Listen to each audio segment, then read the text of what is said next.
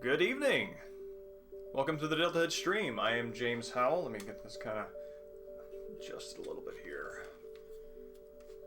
And that looks alright. That's kind of at eye level. I see. Yeah, yep. Good evening. Tonight we're going to do part 5 of Resident Evil 4.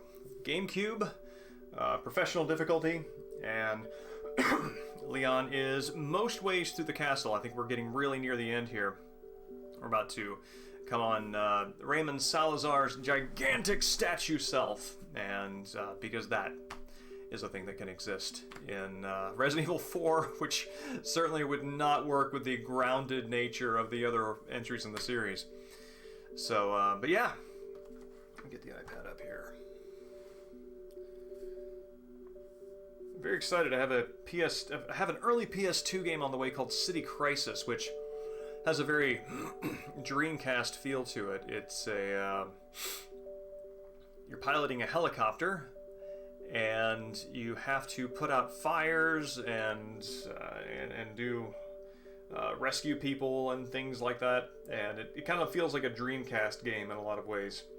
And I'm looking forward to getting a hold of that. And pardon me, my voice is a little shot. I've been talking to a lot of people today, so it might be a little scratchy. Let's get you over here. So yeah, got a pregame show. I started reading Donegal Fairy Stories by Seamus McManus. It's this right here. As you can see, this heroic fellow about to fight the giant silver cat. I have to say I have mixed feelings about a giant cat, what looks like to be a giant house cat, as a slayable creature. But I can roll with the fact that different people, different times, different attitudes toward animals, but also no thank you. I read the first one here, actually the first few. There's this one called The Placium, which is a very strange story, and it's kind of a neat take on the Golden Goose story from Grimm's Fairy Tales, and the idea being like the goose, when everybody wants to grab the golden egg from it, so they tag it, and then they get stuck to the goose, and the person grabs them, and they tag on that, and then you got this whole train of people going. And the premise of this is that, evening Swimmy, it's good to see you. The premise of this is that this guy's wife wants to marry somebody else, but she can't get a divorce because times, so she plots to get him killed, and he has to do like a number of really impossible feats to not get killed by the king that she orchestrates, and the very final one of them is this thing called a Placium, which is kind of brilliant. It's the idea where she's going to the king, and she's trying to get him to because her husband's like completed all these really impossible tasks, and bring the ocean next to the castle, create a castle out of straw, that sort of fairy tale stuff. And so she gets this brilliant idea to tell the king to ask him to fetch him a Placium. And the king is like, oh yeah, I totally need a Placium. I absolutely need a Placium. I'm gonna have a big party in a week, and if I don't have a Placium, then I'm gonna look like a joke. And so he goes to the husband. And he's like, I need you to get me a Placium by a week, or I will slaughter you. And the guy's like, okay, what's a Placium? The king's like, I don't know, get it for me. Which so nobody knows what it is because it's completely made up, and absolutely no details have been given. So this guy is he's routinely helped by fairy folk, as you are, and he goes to the fairy folk, and the guy's like, well, what's your problem? And he tells him, I have to find a Placium, I don't know what it is. And the fairy folk recognizes the game, realizes there's no such thing, and so enchants a cow. He gets like a bone bracelet and has to notch it in a cow's nose. And once that bone bracelet is notched in the cow's nose, that cow becomes the golden goose of the Grimm fairy tale. One person touches it, they get stuck to it. Another person touches them. So then you've got people, the household, the servants, the tailor, shoemaker, clergy, everybody just streaming by the castle, this entire kingdom's worth of people, and that's what they call a Palatium. And so everybody is humiliated, and everybody goes away embarrassed, and the husband gets to keep his life, and the king loses his castle. And it's like, yes! This is great! I love it. Oh, there's also one really... This was nice. There's also the story of the Amadan, who is, you know, your sort of seventh son of a seventh son. Unfortunate. And he has to go and do his slaughtering deeds of glory. And he helps out this witch, and that witch then becomes like a contact point for him for these other deeds he has to do. And her way of spying on him is really interesting. It's like I was expecting like a crystal ball or some sort of cauldron. Yeah, you know, it gets better. Evening Mexican Sting. Some sort of cauldron that you look into, and through the clarity of the water, you can scry what is happening, you know, a county away, and see exactly how this guy is faring against his battle with the Silver Cat. These, by the way, come from the Nautical Fairy Stories. And so she says, you know, I'm very much afraid you will not come back alive. I can't go help you myself, or I would. But there is a well in my garden, and by watching that well, I will know how the fight goes with you. While there is honey on top of the well, I will know you are getting the better of the cat. But if the blood comes on top, we haven't been introduced to this yet, but if the blood comes on top, then the cat is getting the better of you.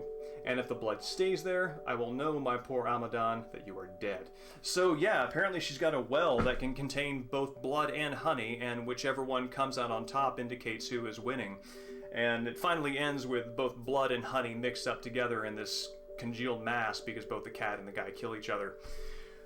And pretty gruesomely too.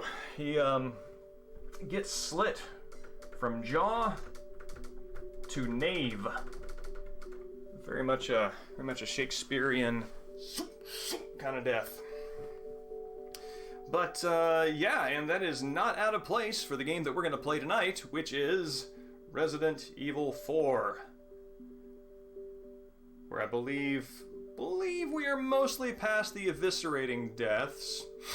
I think now it's maybe a few more eviscerating deaths possible. Let's find out. So yeah, but evening Mexican Sting, it's good to see you back, buddy. And good evening Grayling, it's good to see you too. Yeah. Oh, I need to plug in the controller. Hold on.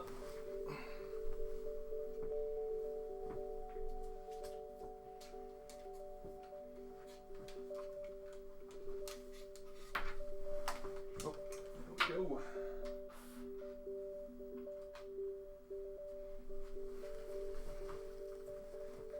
I mean, I agree, there's always more room for evisceration. The minecart? No, we have not gotten to the... Wait, did we get to the minecart? Did we get to the minecart? I want to say we haven't gotten to the minecart yet. Actually, we haven't gone into the mines yet because we haven't fought the double El Gigantes. So... Oh yeah, sorry man. Yeah, something has come up on Tuesday nights where I can no longer do that. But Wednesday nights are the new kind of weekday evenings. So hopefully that still works out for you, being able to show up as you can. Cool. Audio. Let's get you up and going. Actually, have very exciting news. In about 2 days, I'm going to have 2 completely functioning Commodore 64s. There's a gentleman about 120 miles south of here, one of the very few people who actually still repairs them. And I sent him the 2 broken ones that I have, and he has them fixed and has shipped them back. And I'm very excited to play my copy of Mission Impossible.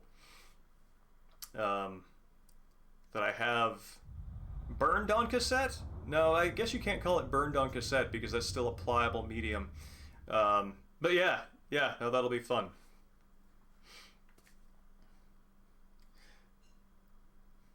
Yeah, I've been successful at that from time to time, and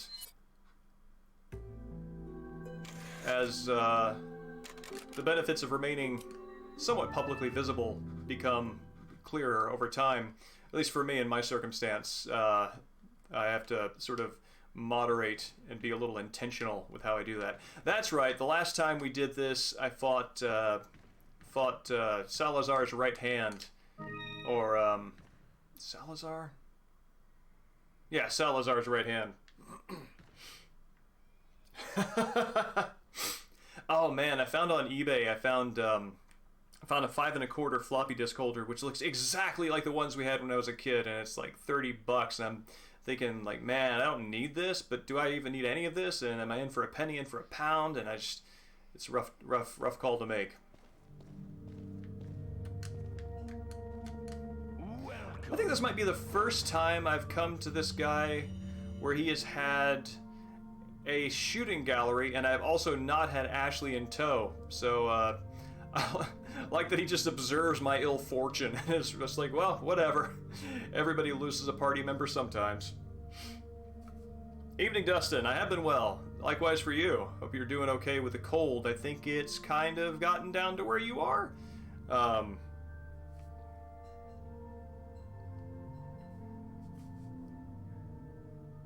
Consider making a Discord? I've been encouraged to do that, but I haven't looked into it closely, and that's actually not a bad idea. I'm thinking, I mean, I will have been doing this for about a year in 2 weeks. So, yeah, from my very first stream of Tokyo Jungle, back when I was running it on a laptop with like 5 frames per second on the video here. Yeah, so that might be a good year anniversary thing to get set up.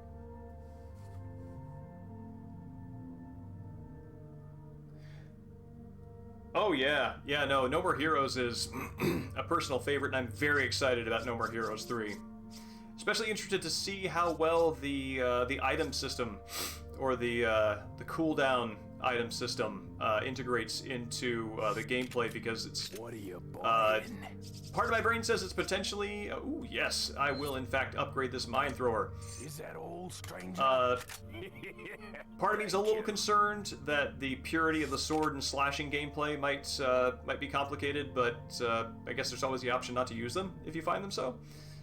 So yeah, no, I'm really excited by it, and am looking forward to seeing if there's a first-person haunted school section, which I swear I actually have this on deck to play, which I swear looks exactly like an environment from one of the earlier Suda games, Moonlight Syndrome, and which is very, very strange in very delightful ways. Evening, Dream Bomb. It's good to see you. 12 inches of snow. Jeez, yeah, we had a ton of snow up here, somewhat unseasonably, over the weekend, and it was locked in. Was late to returning my DVDs to the Scarecrow video. It was just a mess. But it was nice for me because we finally got our first taste of winter, and I believe many people are ready for that taste to be done. We're getting off kind of easy here in the Pacific Northwest. Thank you, Squimmy. Yeah, I will, you know what? There's enough interest in that, I will do that. I also noticed I've got 2 more Twitch emote slots unlocked, so I guess we got Panda on Tier 1 and Tiers 2 and 3. I have to think what to do with that. Time Zombie, it's good to see you back, buddy.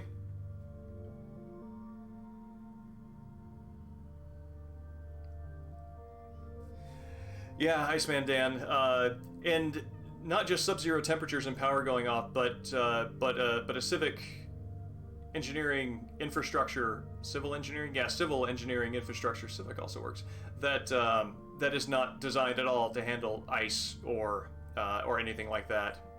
Just that little bit of extra weight breaks a lot more things than you would think.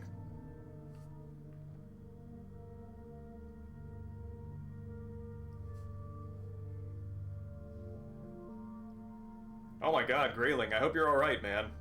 Yeah, I have some family in Texas who have lost power and are consolidating resources. I had one friend down living outside Austin who actually had to be rescued by friends from her apartment. So she and her cats are now safely ensconced in a place with heating. Sub-Zero. By Sub-Zero, do we mean that is such a time zombie question. It makes me really happy to see you back. Sub-Zero. I'm thinking Sub-Zero means below 0 degrees Celsius, so lower than 32 degrees Fahrenheit. Is that the meaning you have in mind?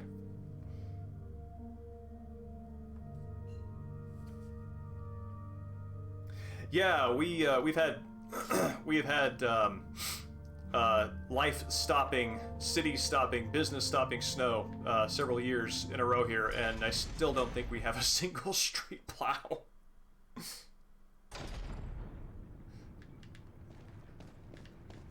Okay, good. Because I would also accept Sub-Zero meaning temperatures caused by the wizardly machinations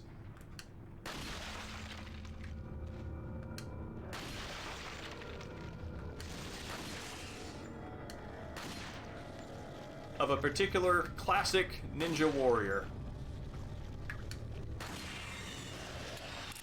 I think at least once a month I wind up going through and listening through the entire original Mortal Kombat techno soundtrack, and it's pretty good to get you pumped over really boring things. Evening, Patience Seb. It's good to meet you. Yeah. No, we are on, I think, round 3 of historic, once in a lifetime, once in a generation weather patterns, and gosh, if they just don't keep piling up. You know, I've actually never noticed that the lights kind of swing around in here. It's a nice touch. I like to think even the light system has that little bit of unconscious, like, reticle waver.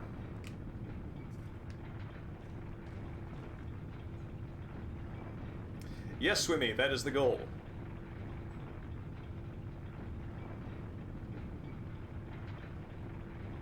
Sub-Zero in Fahrenheit.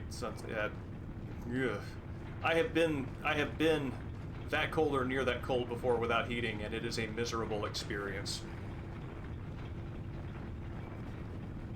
Oh man, that's a good soundtrack to have on cassette, and also a really good thing to associate with it.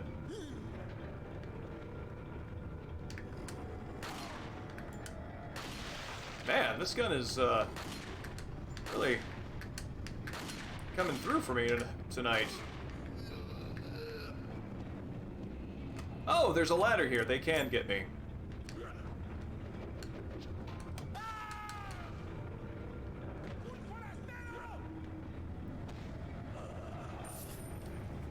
Oh, 1 second. Oop, don't do that. My iPad almost gave you an accidental timeout time, zombie.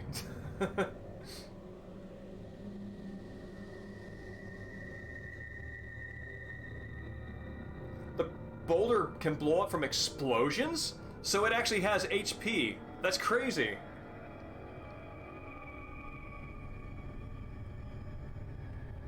Yeah, Grayling, I think they are intangible. That's correct. Oh man. That would be kind of a neat little collectible thing to snag off of like eBay or something. Tell you what, if you want a good... Oh, crud.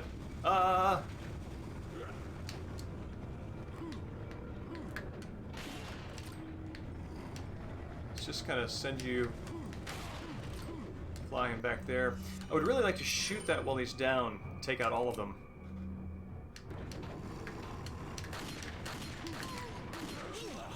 Please blow up. There we go. That's the good stuff. Yeah, I know. A long fuse suspiciously connected to his mortal coil. I think I could probably use a heal here.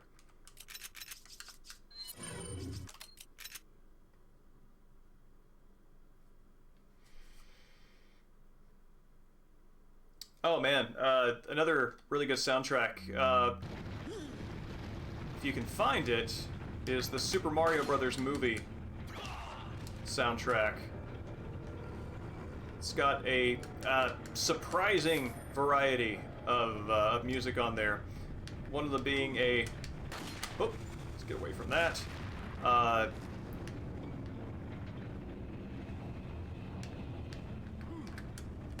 a song by George Clinton, made specifically for that album, I take it.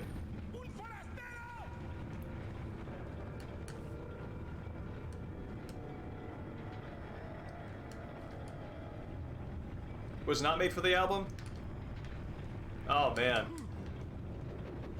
It's the only place I've ever encountered it, and the context works so perfectly that, that was my assumption. Oh, wait, this is not where I'm going. I mean, it's where I'm going, but it's not where I should go. Bonk. Bonk.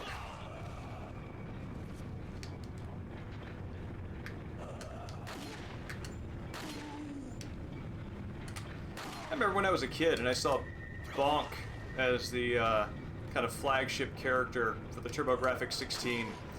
And I remember that was a time where I was like, you know, I get Mario, Alex Kidd is a thing. Haven't sunk enough time into Alex Kidd to really understand him.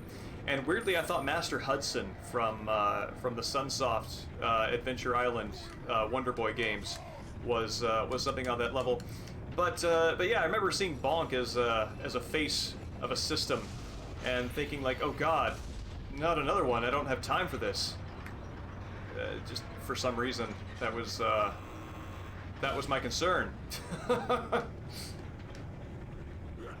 And I've maintained an irrational avoidance of Bonk since then.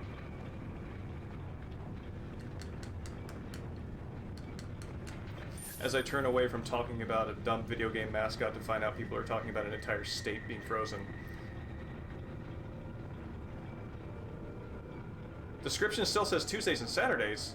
Oh man, thank you, Seb. I thought I changed that, but I'll go back and take a look.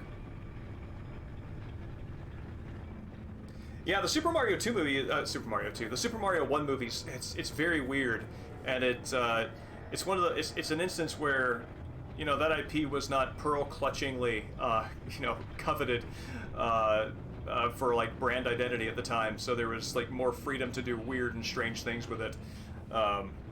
Back before it was known to be profitable nostalgia culture.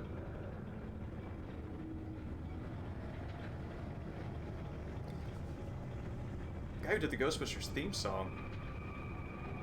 For some reason, I thought that he was an established pop artist of the '80s, but now I actually realize I don't know who he is.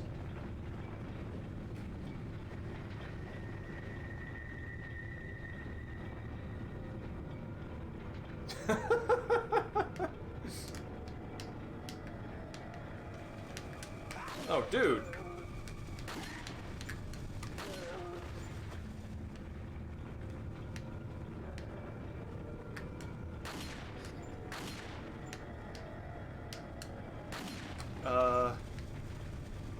What? I feel this is helping me less than a first... Oh, God! Yeah!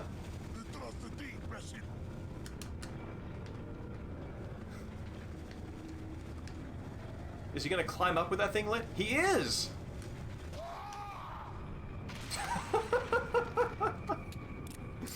Oh, man. So wait, Mexican Sting, that was Ray Parker Jr. Was my assumption correct? The Ghostbusters theme song man actually did have an established career?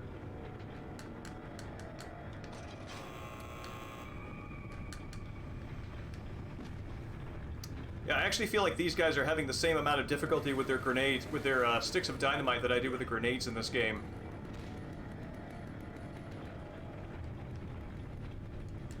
It's like, man, throwable explosives just are not cutting anybody any slack here.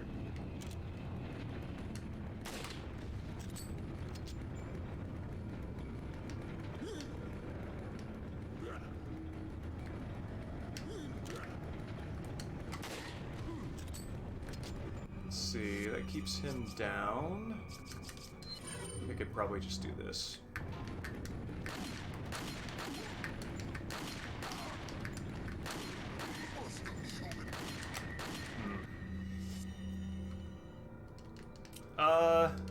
Good day.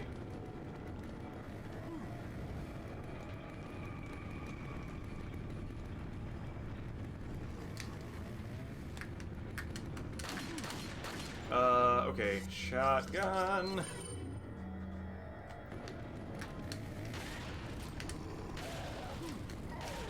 Oh, right in the forehead.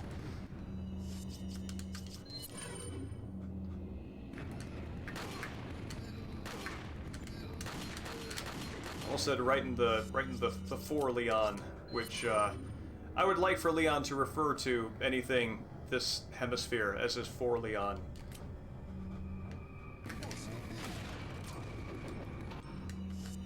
I actually want to clear some space so I can use... Oh no, that was bad! That's what I wanted to not do! Okay, that didn't turn out as bad as I thought it would be. I was like thinking like, you know what, I'm gonna clear some space here with the shotgun so I can reload my gun safely, and surprise, that's what I did.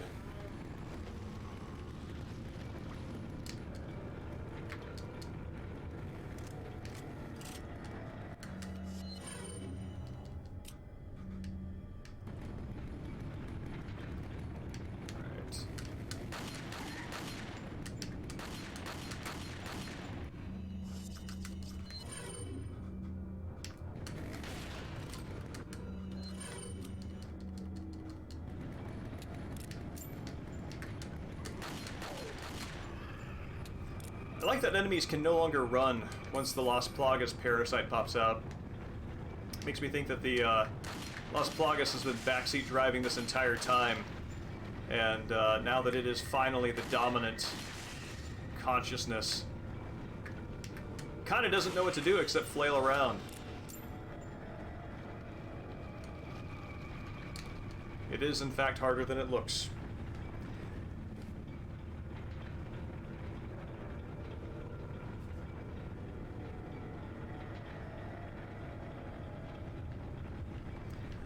RE4 was in line. Actually, I think Dustin suggested it, and I had streamed a comparison, back-to-back comparison of RE4's demo and the content in the final game that led up to the demo's endpoint, and yeah, so it was in mind. I think it might also be cool to stream some of the other Capcom 5, as I have PN03, product number 03, and I also have Killer 7. I actually have 2 copies of Killer 7 for GameCube, weirdly, and I think Killer 7 would be a stream that folks who are regulars here would definitely appreciate.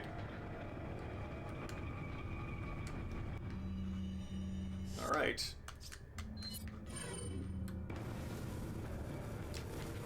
Does it kill him? Does it kill him? Yes, it does. Oh, just that one, though.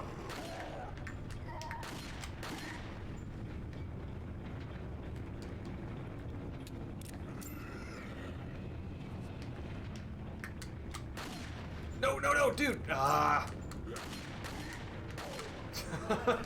I meant to run up to him and give him a hearty kick, but nope. Reloaded instead.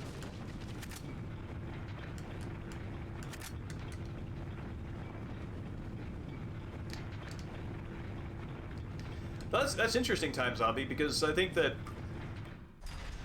even if you like made it big with like royalty checks, kind of think that I actually think that a lot of people would find it almost distressing to have something that they love doing, or at least that they loved having recognition for doing well, and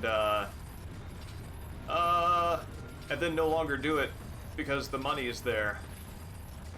Maybe it would just inspire him to be a little more free from having to do stuff that he didn't want to do.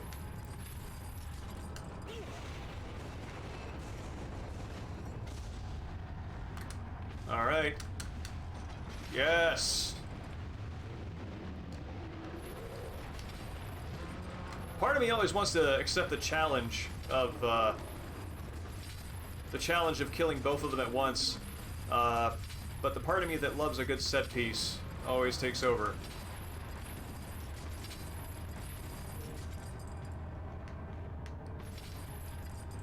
That's kind of, is it possible to fall in there? I don't think so. I think that's kind of where I land on that too, Seb.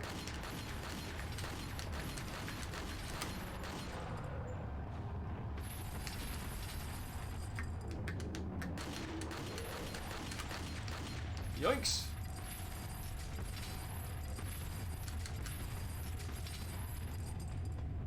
I think it's interesting that once you take care of one of the El Gigantes, the kind of the loop between this lever and the zip line actually make this El Gigante quite a bit easier to navigate around. So in some ways he winds up being less of a challenge. Evening Final Techniques, good to see you.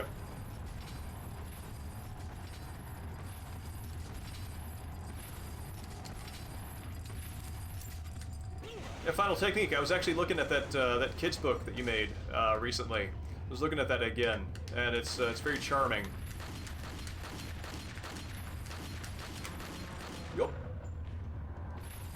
Goodbye.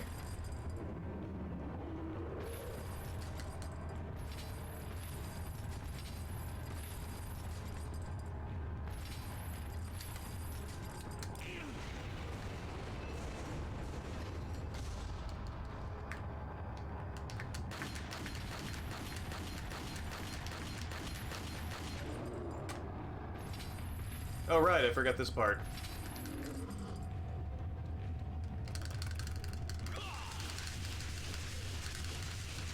Oh man, I kind of screwed up my thumb a couple of weeks ago, and that has made button mashing of any type.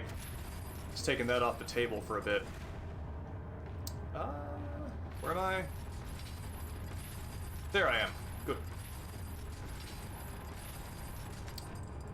No, wait, I'm turned around. There we go. Okay, there's the ladder.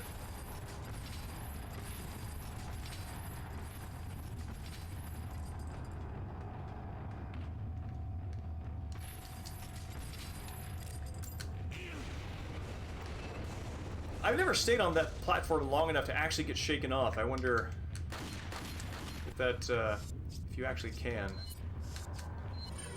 Evening, Space Hamlet. Good to see you.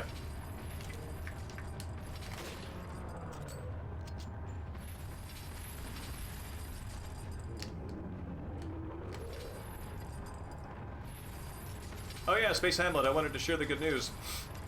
I have a couple of Commodore 64s that have been repaired and will be available for streaming stuff straight off cassette tape or 5 1/4 inch floppy soon. That's pretty exciting. I can finally get that that coveted original hardware stream of Ducks Ahoy that the world's been waiting for.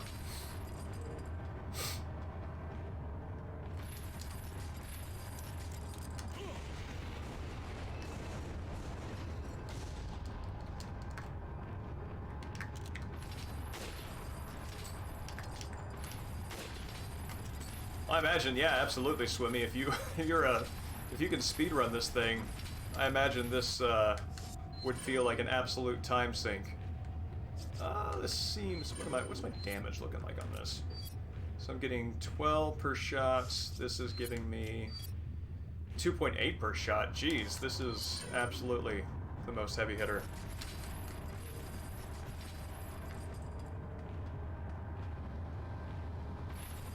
Oh, I don't need to make it nostalgia fuel to make it insipid. I'm way ahead of you.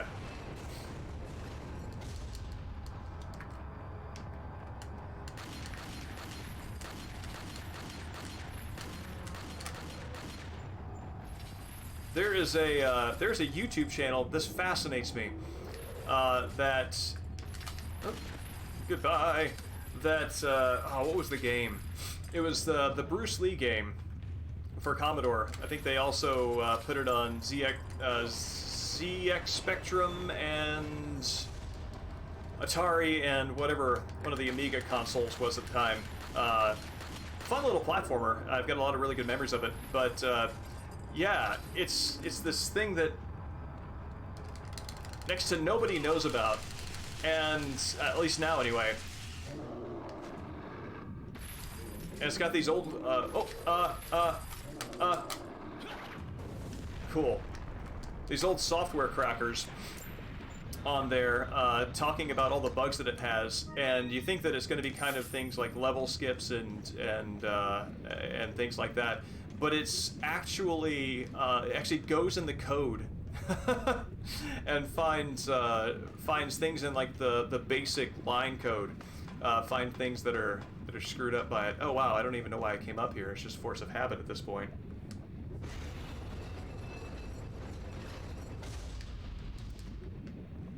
Well, I mean, if you do skip this, it really does leave the open question of, like, well, what do you do with two El Gigantes just hanging out? This was something that I learned later that pleased me. So yeah, so I dropped one of the El Gigantes in the hot metal soup there, and that killed him and didn't leave a treasure. But if you leave and come back, then his treasure shows up.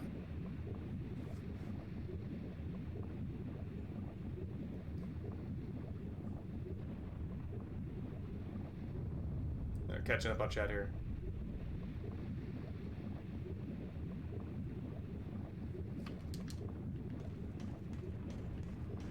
Oh yeah, I have there's it down there.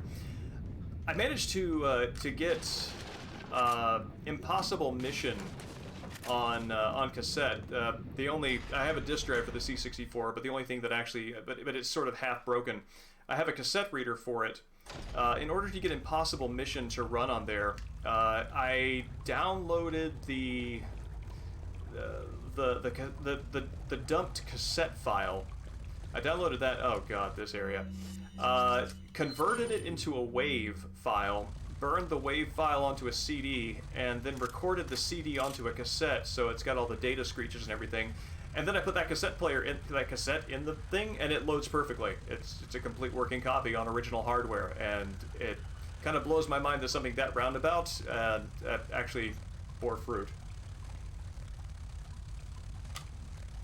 It sure is. It's a good time. Makes you feel accomplished. It's very Rube Goldbergian way of getting a game to work.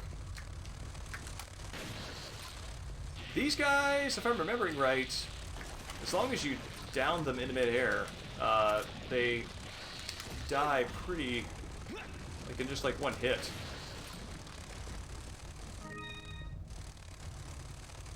Oh, there's something on the ground back there I want.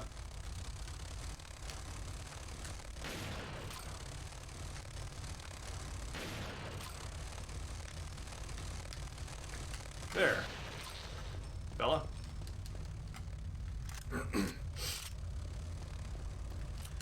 Oh yeah, on if you look at the VOD archive, you will see that for the Stinger on the last stream on Saturday, I tried playing the Final Fight port onto Commodore 64, and it is definitely a game that taxed and outstripped that game's capabilities. Or it could have been better ported, one or the other. Yeah. Oh god, this is a mess. Let's see, let's get this all cleaned up here.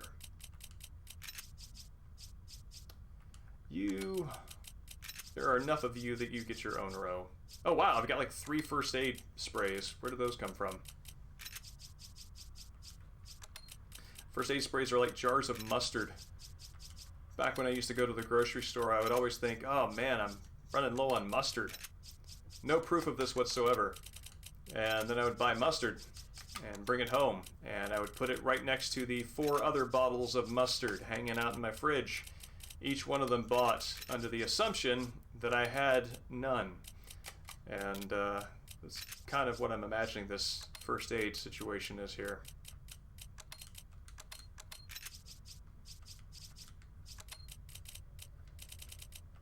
Yeah, this is an interesting arrangement. I've never done that with health items before. Yeah, I used to think my dad was crazy for like he would just like bring home jars of pickles, and I'm like, I don't think there's only one person in this house who eats pickles, and he should know that he has pickles. Why does he buy all these pickles? And then Then I became a man and started doing it myself. And you're just like, well, that's heritage. No, don't do it. It's disgusting.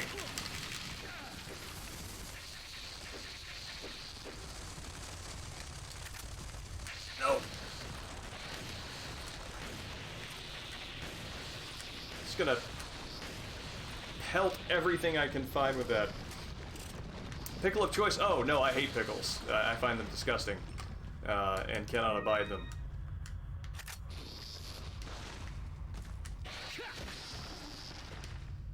Where are those guys going?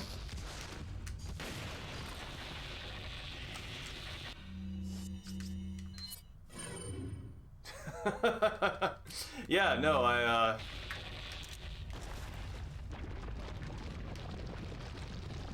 kind of having a little mosh pit over there. Yeah, I know, I probably lost like 4 followers from that alone, right? Oh. No, my dad liked the pickles. I'm the mustard guy.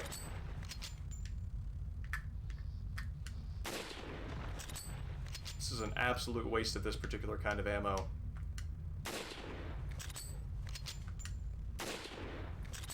Extra so.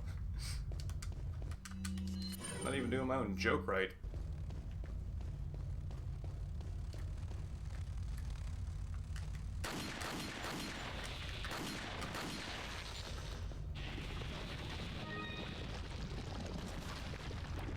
Oh, there was something over here.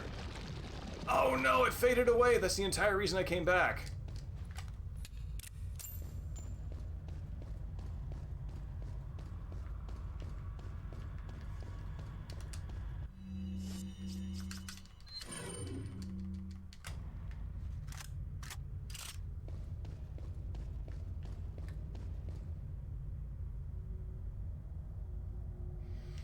Oh.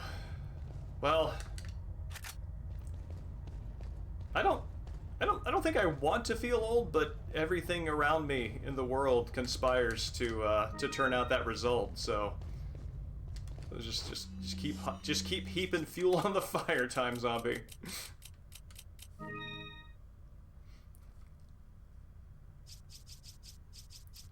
Yeah, pickles and onions. Onions under very specific circumstances are fine, but those circumstances are not most. Can't stand them on a burger. And honestly, yeah, this is let's see.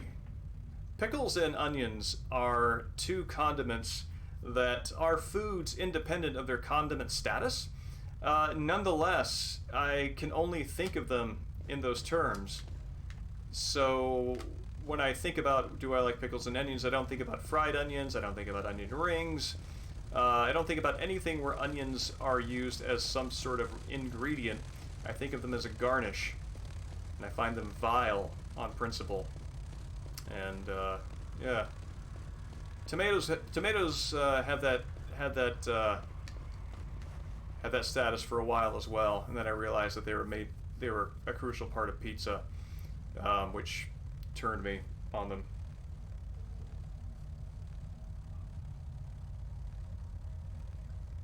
Oh, Vlasic, I remember the commercials for those. Well, I mean, I barely cook. Food and cooking are not things that I have. We are not good friends.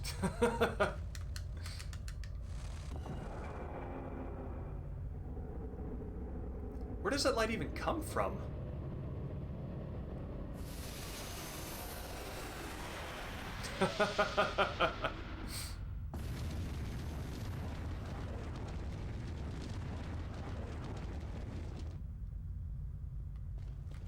I actually don't think I've actually watched that that specific cutscene. Yes, Striker, we love you. Ah, all right. This is let's do this.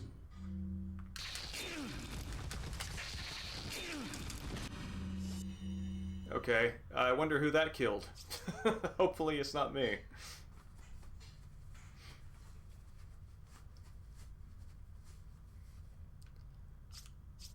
Actually, cutting up onions is something that I can stand, as long as I don't do something really dumb like touch my eyes.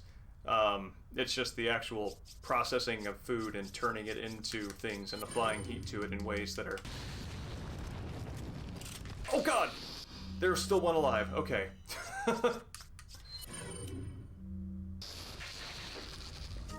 Ooh, a blue eye. That'll be good on the New Game Plus.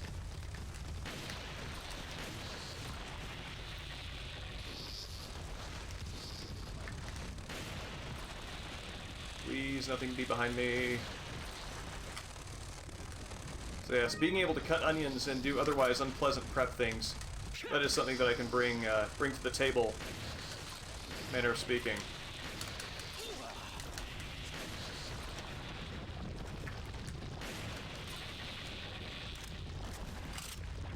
Escape from Tarkov. Was that came out like a couple of years ago? It sounds familiar, but it also sounds like it'd also be a very old game.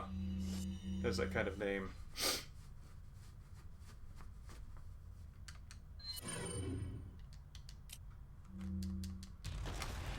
Yes, Time Zombie. I think of the inventory in this game as emotional comfort Tetris, because that's how it ultimately winds up feeling.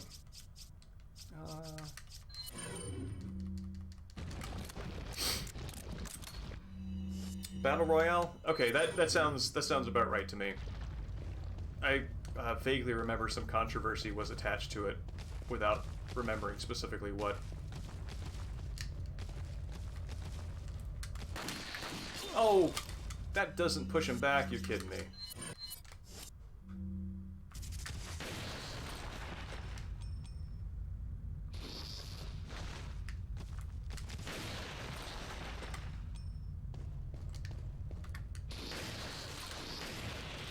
God, I really gotta upgrade the striker's damage. What is it at? It's a 6. That's a reasonable shotgun blast, but I guess at this state in the game, it's pretty weak, all things considered. Well, good. I'm really glad I solved the pickle mustard abundance problem with my first aid sprays. That's definitely why I only have one left. Escape from New York. Yes. Thank you. That might actually be exactly what I'm thinking about. Let me get into a safe space and reload this Magnum. I think it's interesting that they put a switch there to press. I'm wondering if there's some other flag that's attached to that, or if like maybe these things don't move until you press that, and they don't spend the time or energy animating it. Because as an obstacle, it seems kind of unnecessary, and this game is pretty clean about that. Yeah, the blue eye, I think... What do I have left? Do I even have a butterfly lamp left? Oh, I don't, but that'll be good on a New Game Plus. Oh, yes. Thank you. I think... There's one more jewel. Yeah, there's the big centerpiece.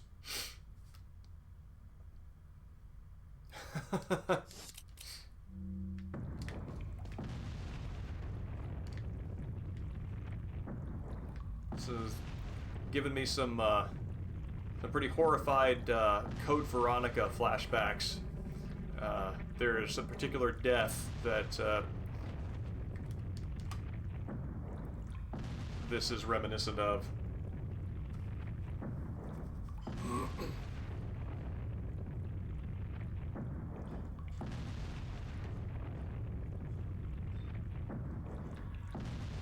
Now this is where you go to do your garlic and onion business. Just like put one of those underneath here. You're in good shape. And by the way, this the thing that I just hopped down from drives me crazy because, like, so this is where I hop down, and if I look straight up, the back of Leon's head should be still grazable by that thing, but when I get, you know, I'm in the hop down animation, it doesn't kill me, for which I'm grateful, but nonetheless, always makes me wince.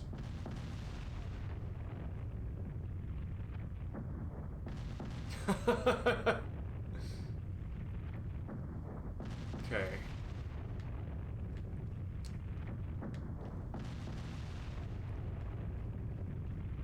I always feel prepared to be made much more uncomfortable by that than I actually am. Look at these chains here. What do these chains do? What are you guys doing? Are these chains attached to anything? So we got the wall. Attached to the wall there. Attached to the wall here. Seems to be pretty symmetrical. And they all just kind of fold up into there. Which, I don't know if that's blood or some kind of particular ore, but yeah. Yeah, I guess just someone just likes chains.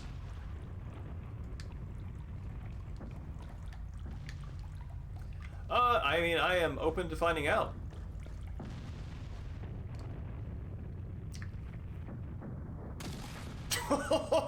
Wow, they actually give you a crunchy sound effect on that. Actually, I wonder how far back that puts me. Hopefully not too far back. I bet pushing that button probably serves as like as a checkpoint.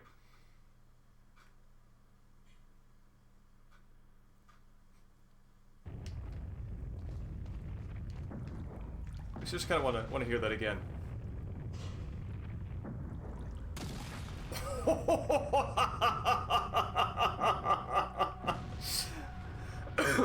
I gotta say the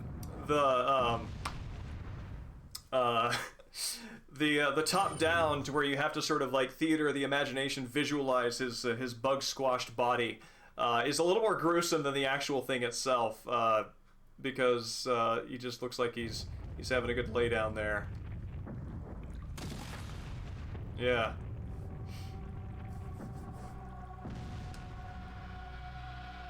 Evening Arc. This is just past the Novistador cave, which I am now presently escaping, and which I spent probably 4 full heals getting through. It's been kind of sloppy. But yes, Time Zombie, that is something that I think about every time I encounter one of these, you know, ancient civilization-built death traps. I just think, like, you know, the question that I think everybody always asks is like, oh my god, who built all this? But the question that I have in mind is like, who keeps it up? Like, do they have spares? How do you install them?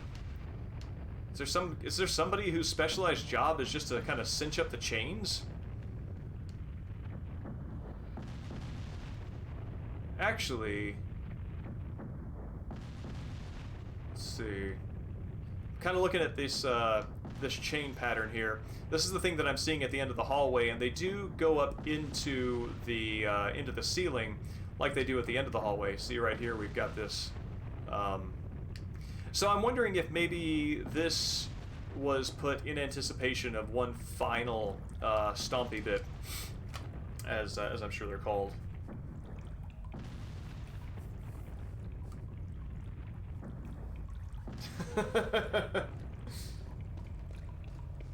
5,000 years? Actually, if I'm thinking, I think the pretense is all of this is supposed to be medieval.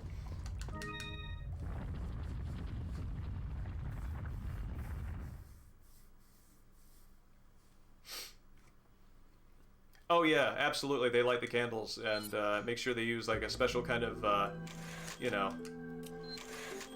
The reason, I mean, you might wonder why they have all those T-virus infected bees. Seems like that's a bad idea. Well, the reason they have all those T-virus infected bees is so they can make tea candles out of the beeswax, which is where all these infinitely burning candles come from. Despite all of the negative consequences, there actually are superior products that come from this process. So, keep it in mind. I've got to say, that lipstick mark on that graphic is about 3 times smaller than what it is on the object that is actually in the universe. I think it was huge.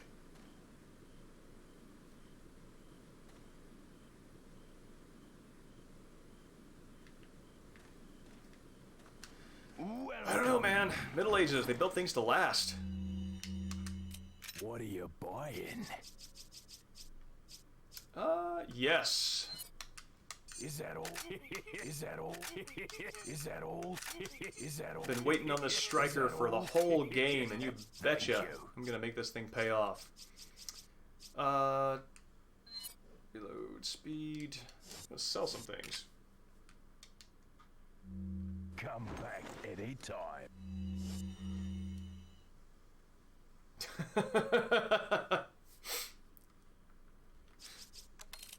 Yeah, I wonder what kind of sense the Umbrella Company, Umbrella Corps, would be marketing. Let's see. Dollars and cents, that's what. They're in the money-making business. Fine. I don't know whether to cash my chips in on this fella yet, but this is a full crown. I like how it's crowned with an insignia, as though any would do. Yes, Space Hamlet. I can absolutely see. Oh, am I missing? Yes, I am. There we go. I can absolutely see those Las Plagas monsters like a busy octopus, pulling all the levers, making sure it's all in motion. What are you buying? What are you selling? Where are you at there? Is that all? Thank you. Yeah, there we go. I'll buy it at a high price. Leon is yoinking it away, just so we can hear him say it again. I'll buy it at a high price. Thank you. The highest price was his dignity for being made to repeat that. Is that all straight? Thank you. I do have the Red 9 stock, and I have accidentally unequipped it on more than one occasion.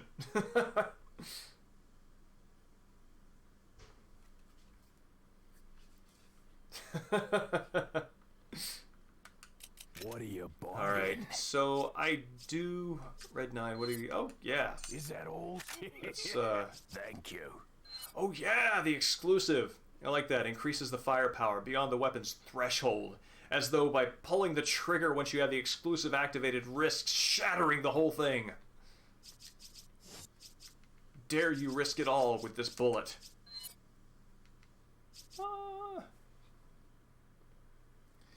Same Space Hamlet. I do also want this. Is that all straight? I'd be interested in, I don't know, Seb, that kind of makes me think of an Indiana Jones-esque lead in a Resident Evil game. Collecting artifacts that may or may not have something to do with resurrecting long-dead parasites.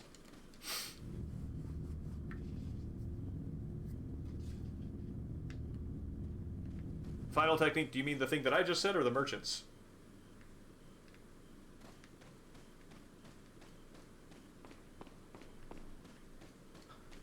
Yeah. Oh, wait. Yeah, Leon is just the worst. It's like the last bird of its kind.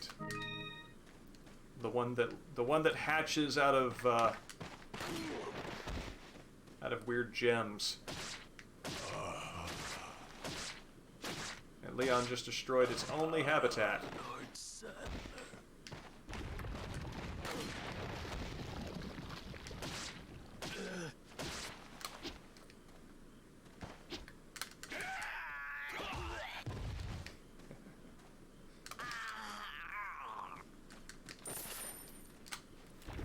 That death sound effect is like he just had his chiropractor finally fix that lumbar.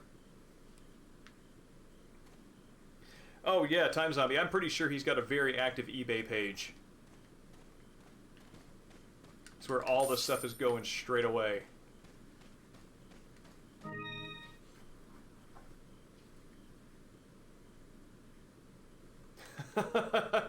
Right? Actually, it would be interesting if you were the merchant. I don't know. It's like, oh, what was it? There was a game that was originally released on PSP. I think it eventually got a VR version, weirdly. The original name of it was Holy Invasion of Privacy Badman, and I believe the title was later changed, probably due to a copyright infringement thing, if I were to guess. But yeah, it's like the thing was like you're a Dragon Quest dungeon lord, and you keep having these Dragon Quest-esque heroes get in your business. And anyway, I think that would be neat to have. Oh wow, I bet I can just keep knocking these guys straight off. It would be neat to have a merchant going through here with all these heroes and survivors, and just collect their stuff. And you actually lose points. Follow me on this. You lose points the more you sell to them. But when you find them, you have to sell to them. So you just kind of keep finding ways to not kill them directly, but make sure that they die so you can scavenge their weapons and stuff. Oh, it's a campfire. It's nice and warm, and it's a cold winter's night.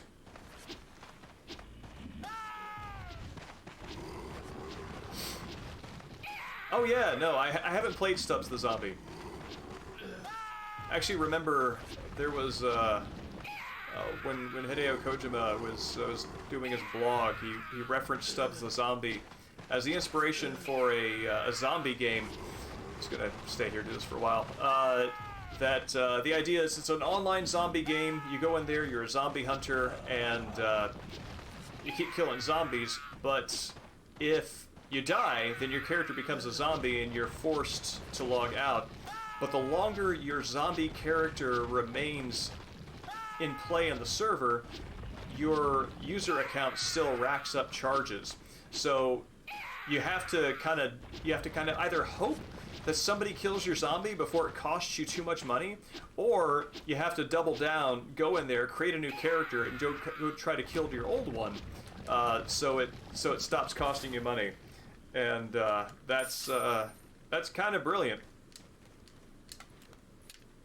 And yeah, so that's Resident Evil 4. Thanks, folks.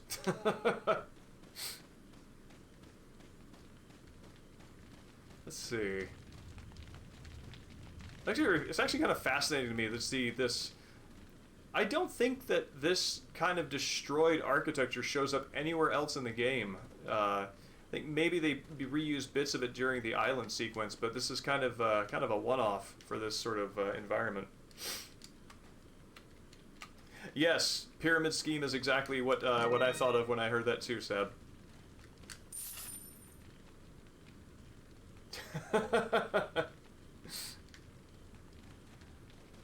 Yeah, Ark. Leon learned everything he needed to know about fighting hordes of the possessed ruralites from gardening school.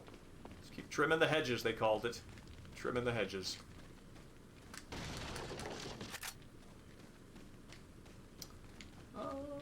Is that? Yeah.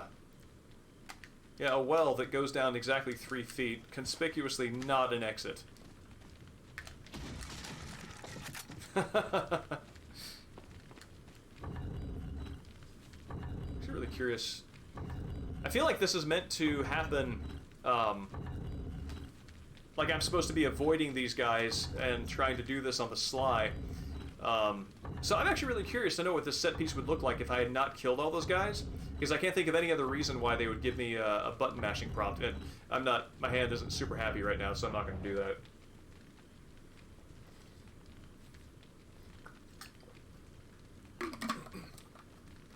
Yeah, that QTE is pretty dang urgent.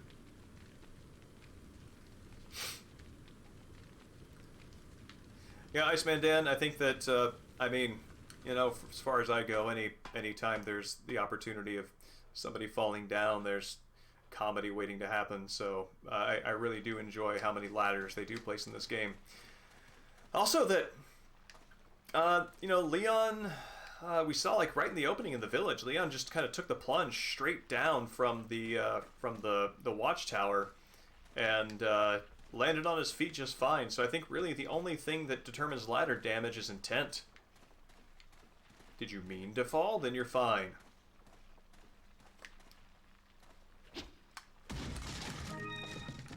I often wonder that.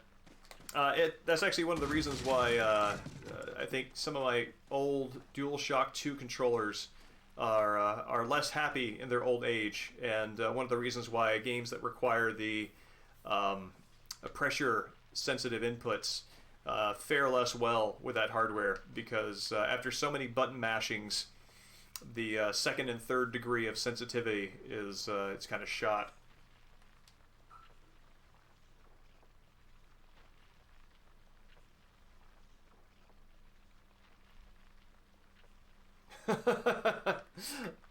I like it, Seb.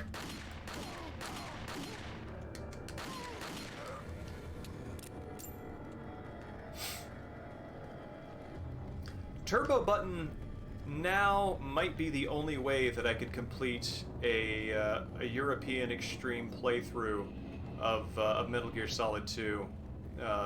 The button mashing sequence on that is just brutal.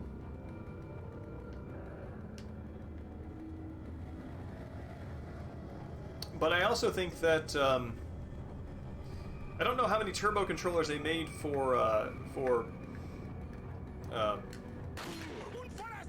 PS2, but I definitely know I had a DualShock 1. No, actually, it wasn't even a DualShock 1. It didn't have the analog inputs. It just had the digital D-pad input for PS1 that also worked on PS2,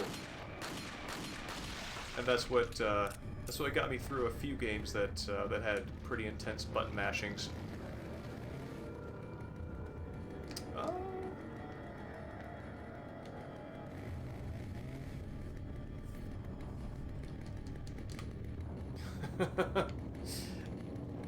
Yeah, man, the police force just full of failed archaeologists.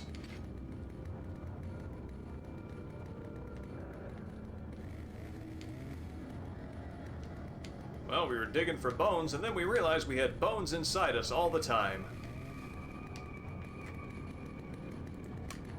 Why dig? Just get out those bones.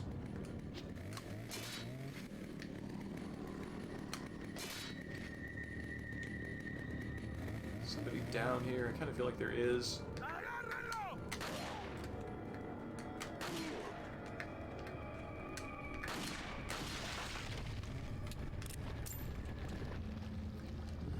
Well, I mean, honestly, like this, the second half of the castle sequence isn't that far off from that. You're kind of Tomb Raidering it up.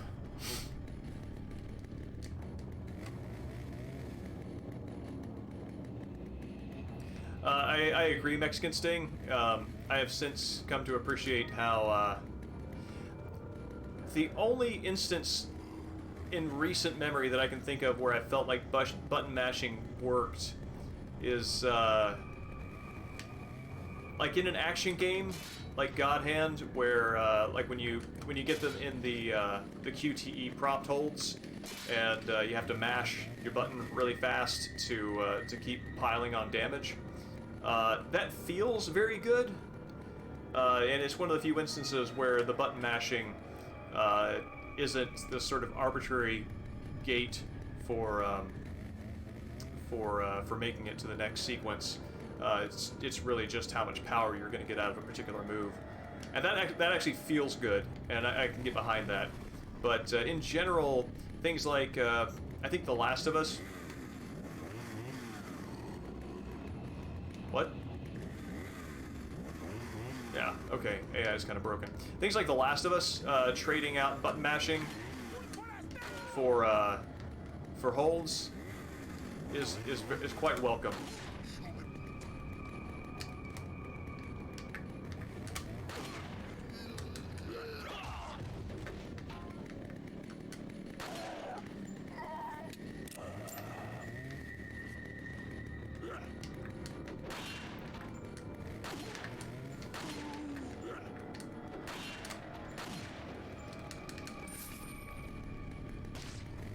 Yeah, Indiana Jones has the Nathan Drake problem of being a lovable rogue who, well, unfortunately, does largely indefensible things.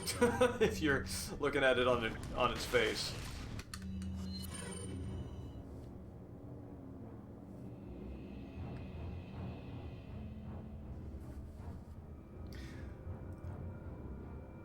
Mexican Sting, do you mean like they have the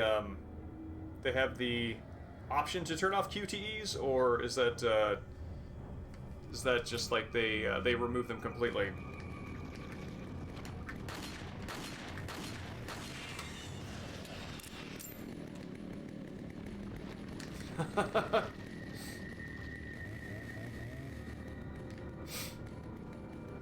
Yeah, I feel like, I mean, as far as I'm concerned, QTEs have largely kind of worn out their welcome. I'm no longer really interested in what they're bringing to the gameplay moment.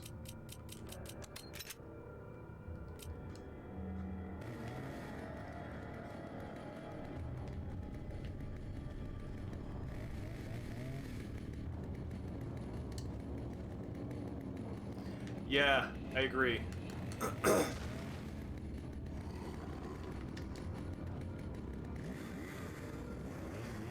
Okay.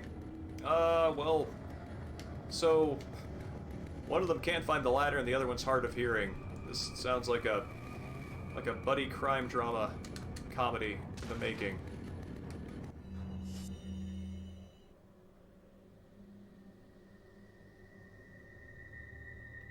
Quantic Dreams, is that, that's, what's his name? David something something. Why am I blanking on it? I want to say David Jaffe, but that's Mad Magazine, and has nothing to do with video games.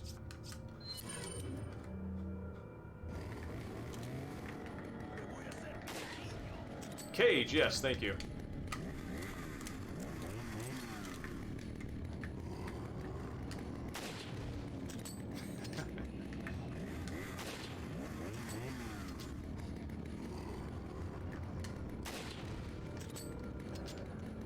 Anybody here? Nope, we're all good.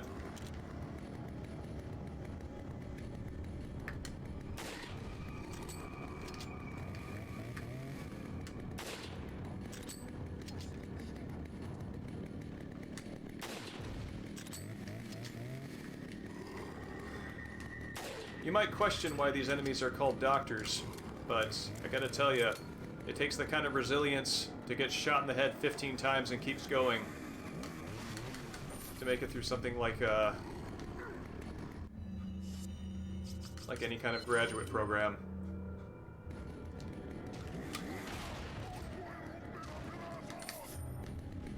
Yeah.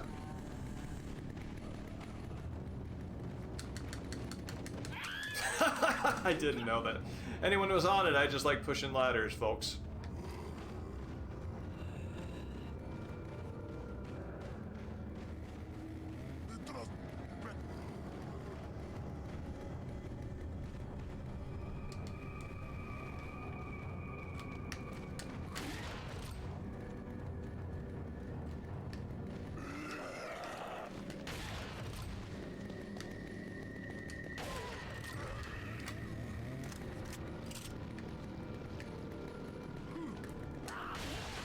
Oh god, that's not good.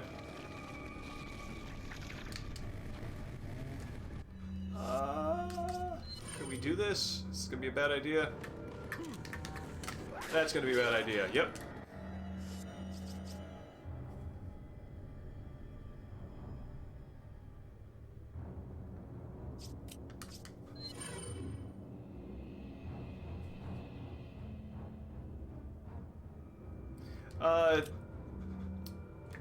I think it's David Jaffe. He's one of the old editors of Mad Magazine.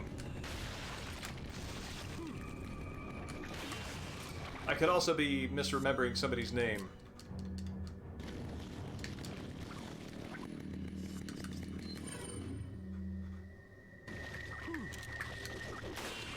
Oh god!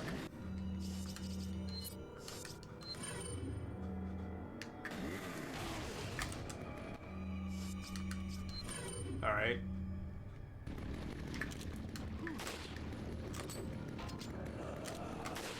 Alright, everything's coming up Leon.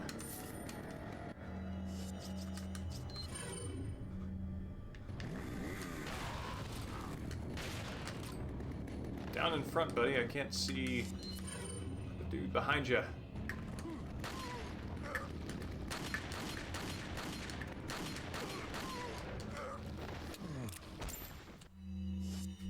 Oh, David Jaffe.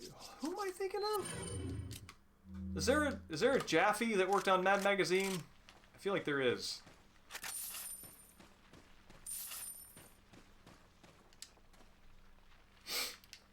Oh yeah, Grayling. I think the original Metal Gear Solid had that threshold too, where Ocelot says, you know, like, and if you're using auto fire, I'll know. And so I found a semi-auto controller that does auto fire but throws an interrupt in there every so often, so that games that are detecting it will assume that you are having a human moment.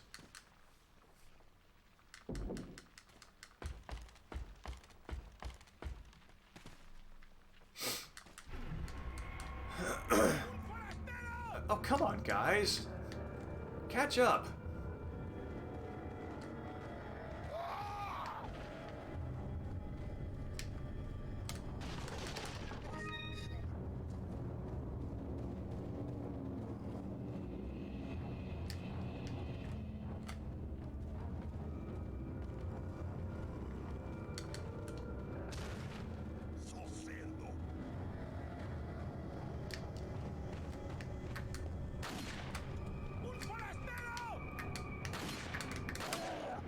There we go.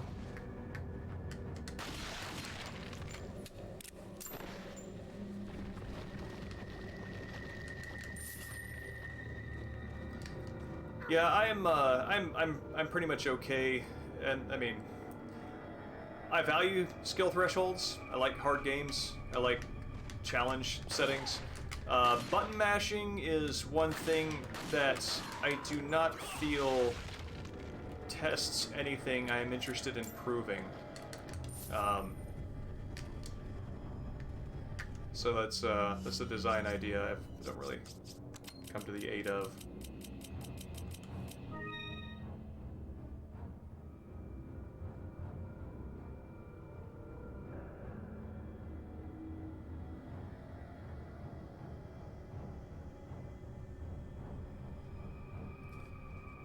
I actually, final technique, I actually need to finish playing Bayonetta. That's kind of a shame given the kind of games that I enjoy, but I have not finished that one yet. I've got that and Vanquish sitting on my PS4, waiting to go. Drop any change? Good. Now Leon has arcade money. Time to go put a 1,000 peseta coin on the Street Fighter 2 cab, which is a Capcom property, so he can do it.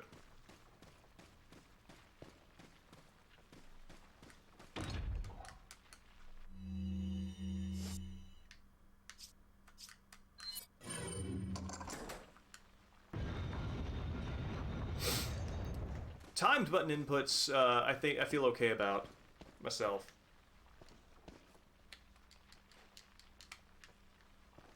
I did run into a similar button mashing problem on Death Stranding. There is, without spoiling anything, since it is kind of a new game.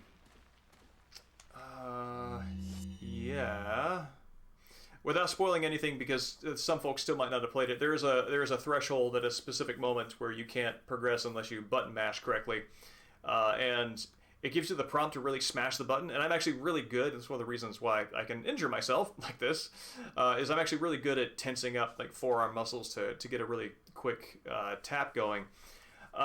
And so I was like really into the moment, really into that sequence, and started doing the thing and pushing it really fast, and I kept dying, and I'm like, how am I not pushing this fast enough? How am I not doing this right?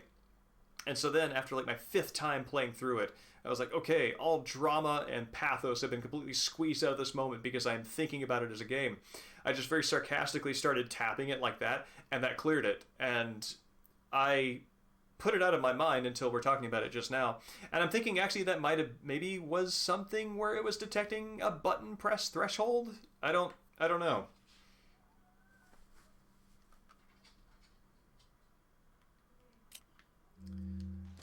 Yeah, Grayling, I'm fine scaling those things to difficulty.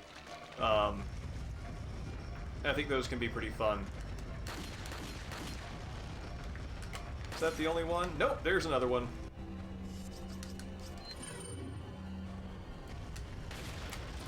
It's like, I mean, just for me, the whole thing comes down to whether or not it is fun. And if it's not... Actually, I'm really curious to hear what Leon's death in this sounds like, because I've never died to one of these before. I find these particular Plagas weirdly cute, because when they approach you from a distance... Let's see if I can get him to do it. Watch how it ducks really low. Like, it puts its tail close to the ground and then scubbles towards you. That's how my cat sometimes runs up to me. It gets really low to the ground and it skitters over. And so I see one of these things, I'm like, aw. You're trying to kill me.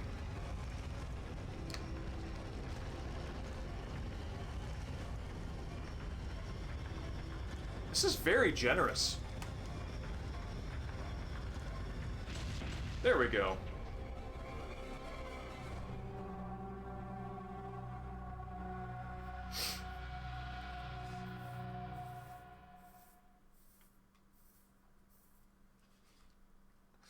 Yeah, Time Zombie. This is actually Time Zombie. I think Leon Kennedy's situation is kind of a Ray Parker Jr. thing where, yeah, he can't be in it for the money because he's got a lot of it. I would hope.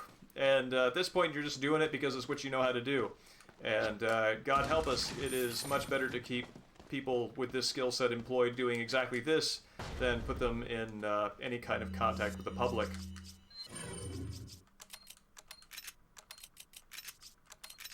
All right.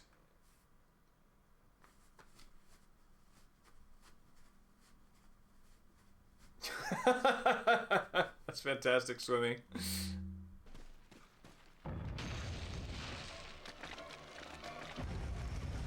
Yeah, these things have good facehugger vibes.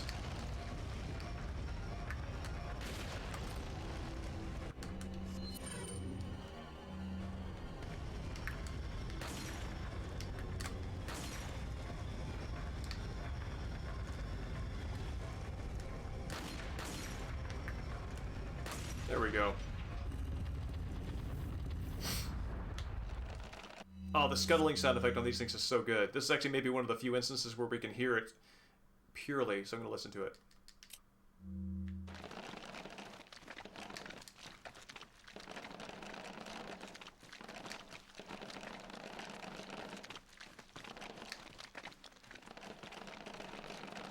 That's good. I'm 100% convinced this thing is scuttling.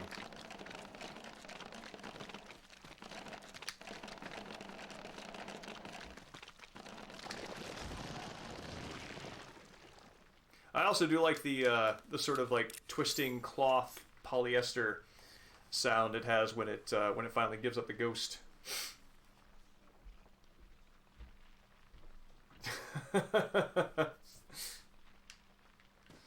Well, Iceman Dan, I'm always happy to accommodate. I wonder who decided those values. 15, 18, and 12.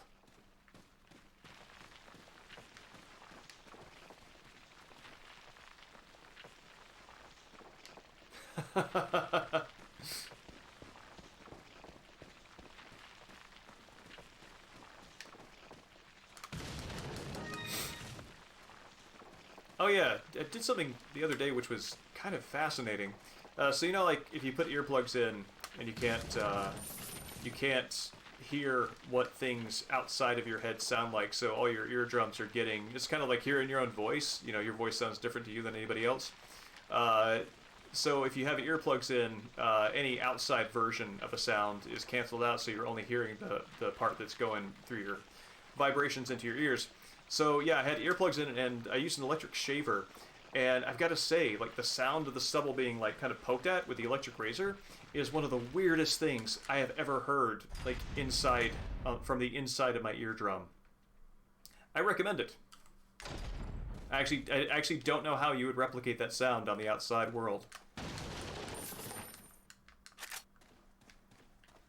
Hey, anytime.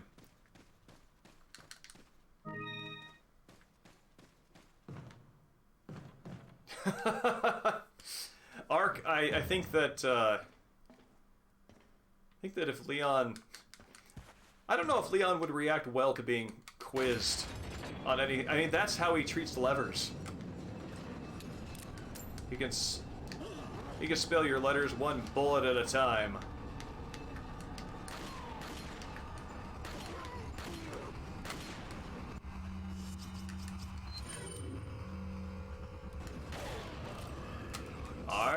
I'm the word was. Well, the only way to get out of the word wizard's cave is to shoot your way through. There we go.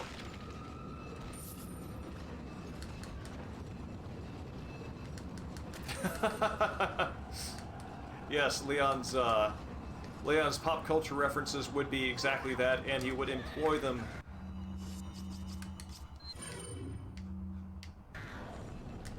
to greatest effect.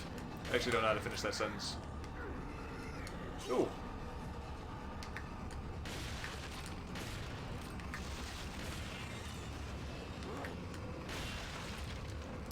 I was hoping to clock one of these guys in the back of the head with this thing.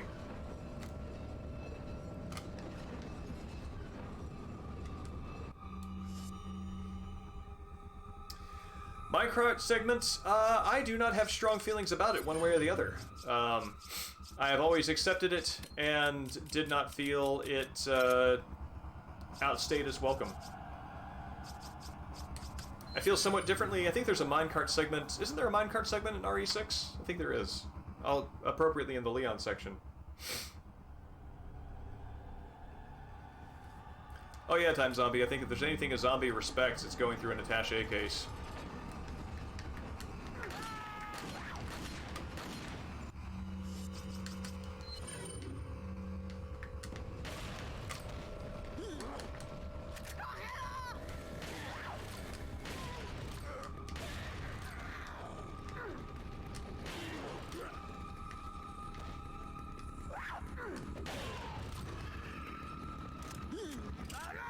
Love.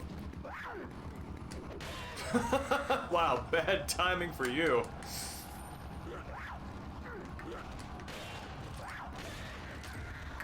I know that the way to progress there is to shoot the thing.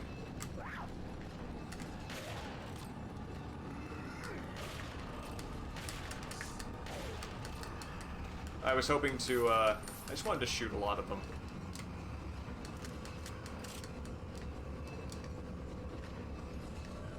Oh, this is... Actually, I wonder...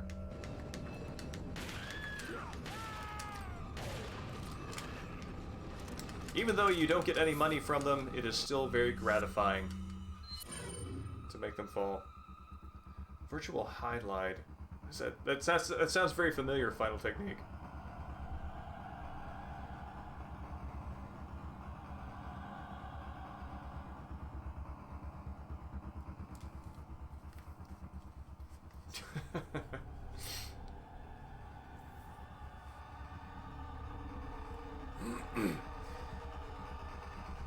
Yeah, I feel like the lack of control is maybe the thing here. From a gameplay point of view, it's the it's the fact that your aim is sort of outside of your control. So like when the mine's making its curves and turns, your aim is off.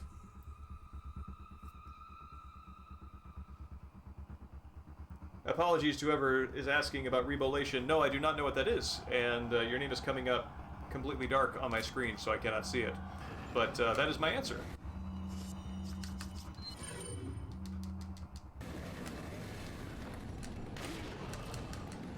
Oh, I actually don't want to be on this side of this guy's minecart experience. There we go.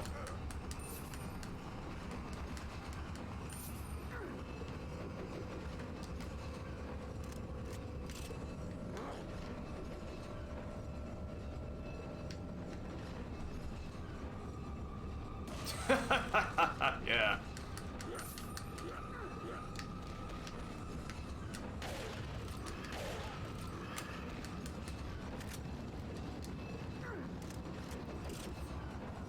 Oh yeah, these guys' aim is way off too.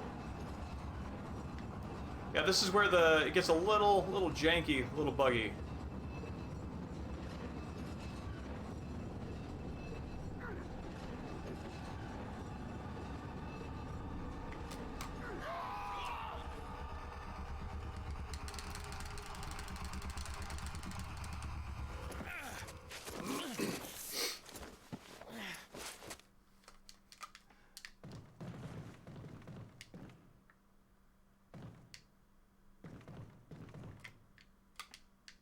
Giant crevice. I'm wondering, this is actually kind of interesting, looking at the difference in, Revelation. This is a song from Brazil. Oh, no, I'll check that out later. Thank you for, bringing that to my attention.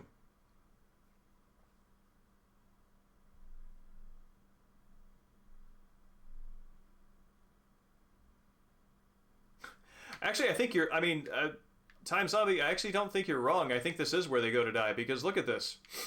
This is clearly minecart architecture, and it's got the logs, got the rope, got the provisional structures, got your rails, etc.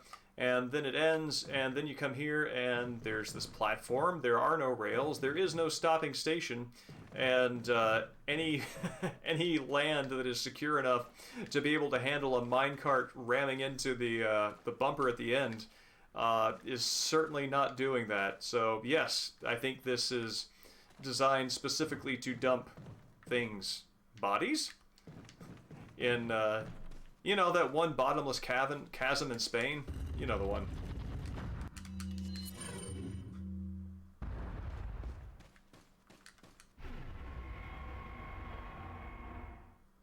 Stone of Sacrifice. Anything up here? Nope.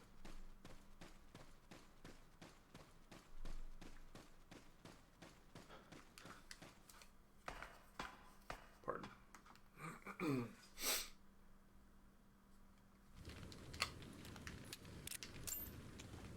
Okay. So I'm getting pretty close to Salazar. And I'm hoping, I don't want to reload my Magnum just yet because I'm hoping I'll get an ammo capacity upgrade. Excuse me, which comes with a free gigantic cylinder full of bullets. Yeah.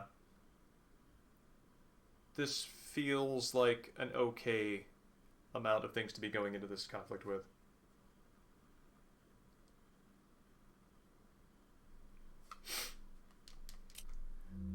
Yeah, Grayling, I think that that's a valid point. I think that at this point, the fact that every single lock and key behaves exactly the way that that you think a lock and key would work seems like something that they would exploit at one point for an intruder.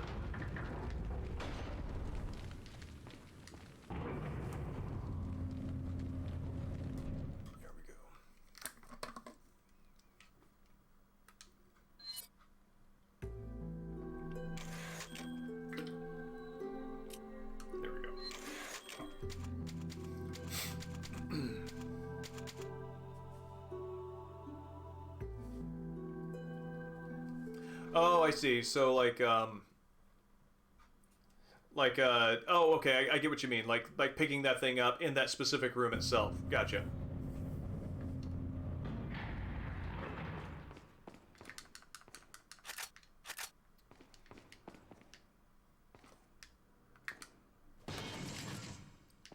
Such an aggressive lamp shattering. Just kind of taking a look around here.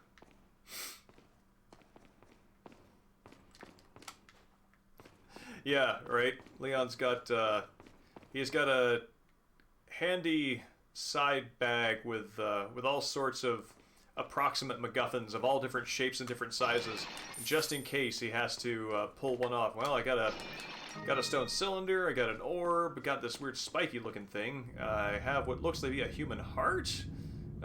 You know, he's just got this bag full of these objects that have no special significance, except to hopefully approximate the weight and shape of whatever object he needs to remove from a pressure-sensitive plate.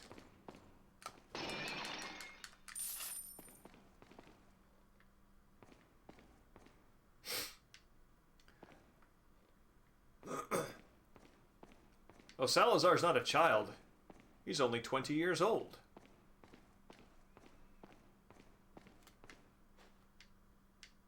It's also, I mean, this is pretty much Salazar at his current age, so you gotta figure, he had this made recently. This is, this hasn't been around that long.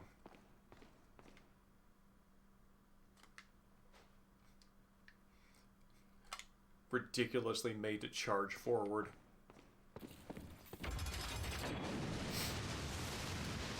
The statue's nose? I actually don't know. I could try, though.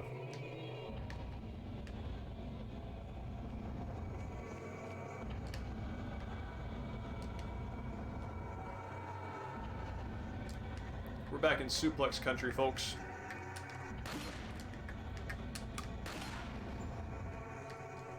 I'm sorry, I don't think you heard me. I said we're back in suplex country. Yes.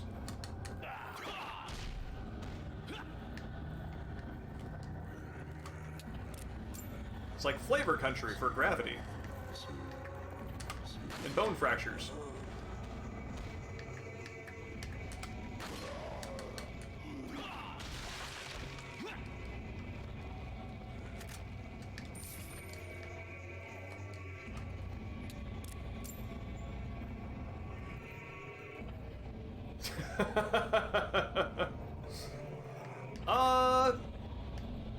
I think of... That's a good question. Is this a QTE?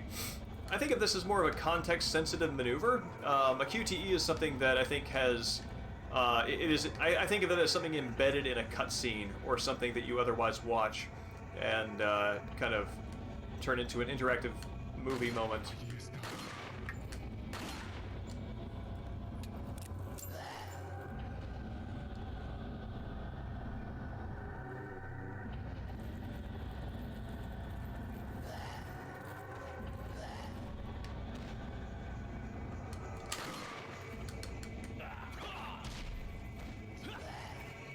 What? Oh wow, he totally bailed on his friend. Yeah. Scorch.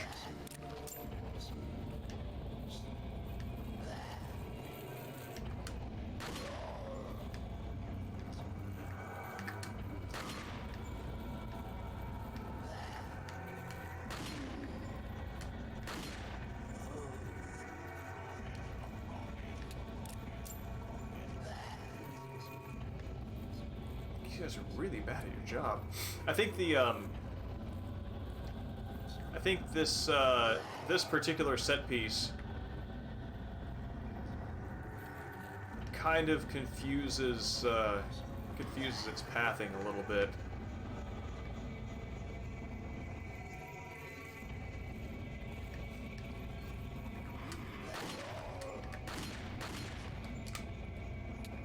Well, just gonna...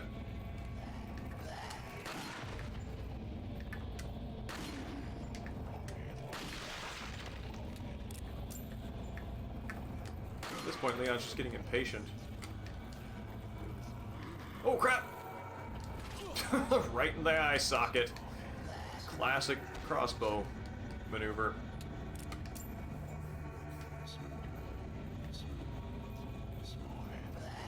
Alright, so let's pull out the shotgun and then blast him when I get up there.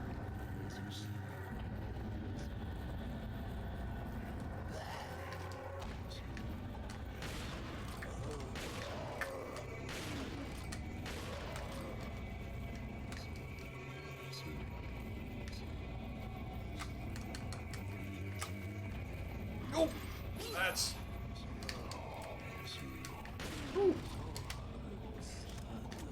Alright, back to suplexes. After we do that.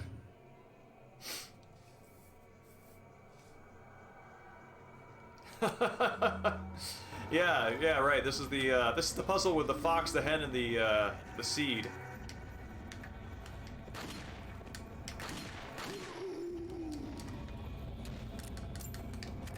These guys just keep taking the fox back and forth between the riverbanks, hoping that eventually the chicken will just get bored and leave, thereby solving the problem for everyone.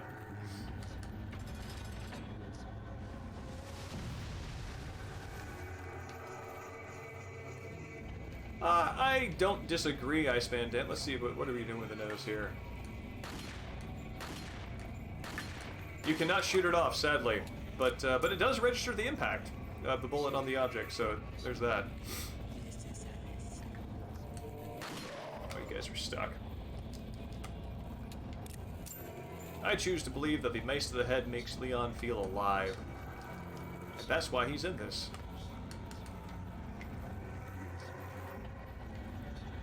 Dropped a dude down on the ground, didn't I? Where's he at?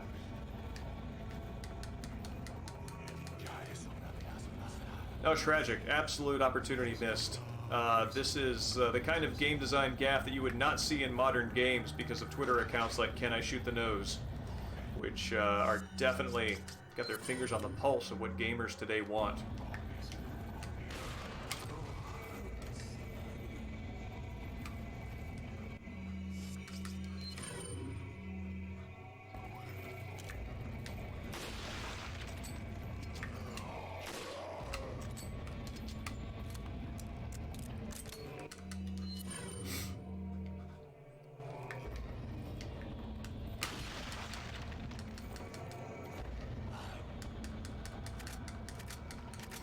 Oh, he's skedaddling.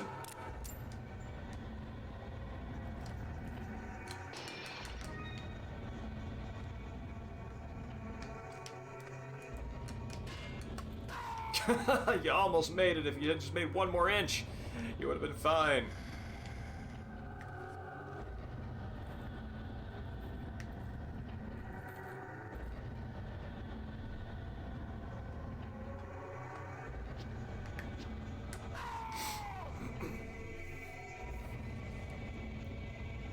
Actually, Seb, I think the unspoken condition of the whole fox, chicken, grain thing is that you have the fox, the chicken, and the grain in your thrall until they touch water.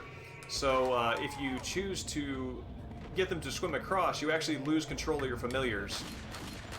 And that is not something that any farmer can really afford emotionally. So, just to kind of give you some more insight on that scenario.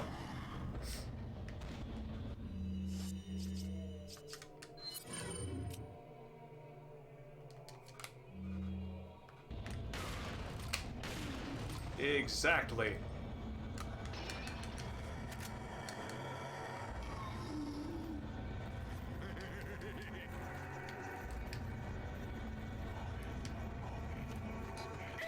Promise I'm doing this just to save ammo and not for the comedy value.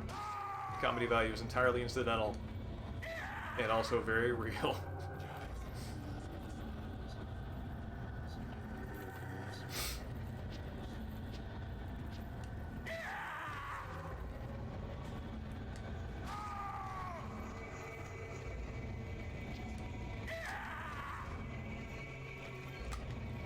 I mean, just the thing is, you never know what familiar is going to be ideal for what circumstance, so you've gotta have both on hand at all times.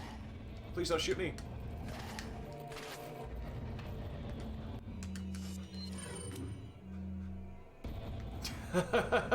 Right, Resident Evil ladder. Can only imagine how absolutely obnoxious that would be for Naked Snake to get all the way to the top of that ladder and find somebody up there with a knife just aimlessly swiping. That is that's the true big boss right there. Swing, swing, swing.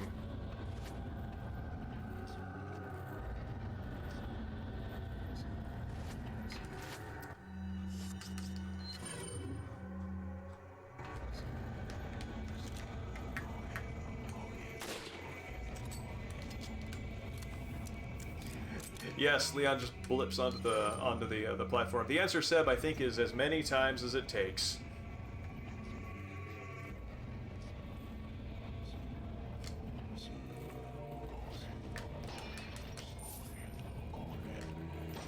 This is like Shagohod level of maintenance platforms.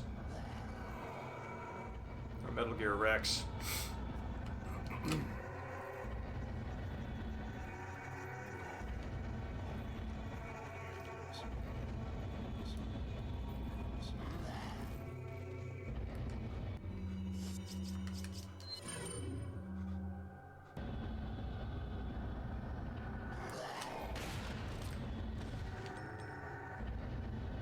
I'm actually really curious to know how the game calculates fall damage for these guys.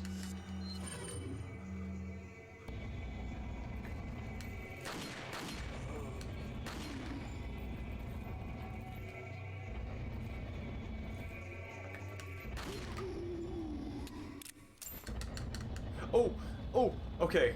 It's one of those situations where you, like, see somebody about to fall and you kind of feel it, like, right in the pit of your stomach.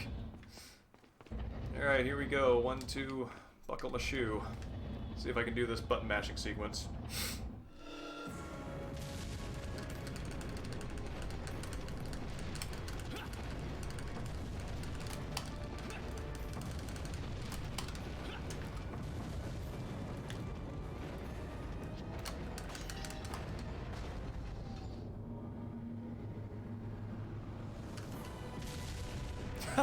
Oh my god, it punched it!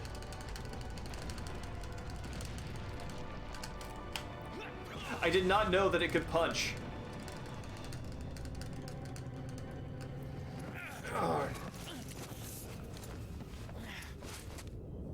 Rocket launcher status. No, I used that on the Novistador Hive. Apparently unnecessarily, but, you know. I like the flash.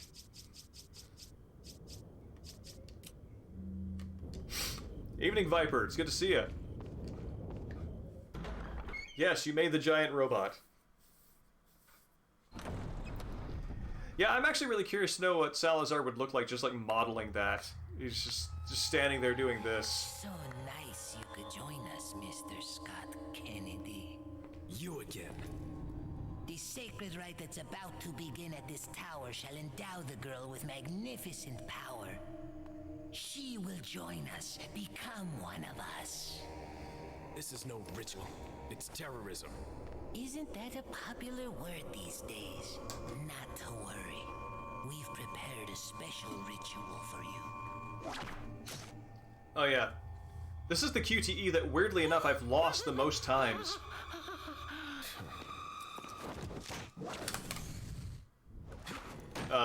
Out of every QTE in this entire game in my career playing it, that's the one that I die to most. It's got a very short window, and I'm actually including all the Krauser stuff in there too. Okay, no, Leon doesn't reacquire his knife. He's just got it back.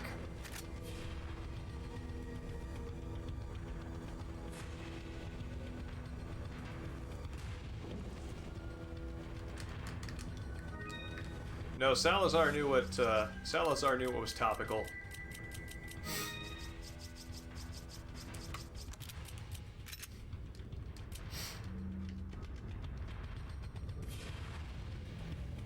I think out of I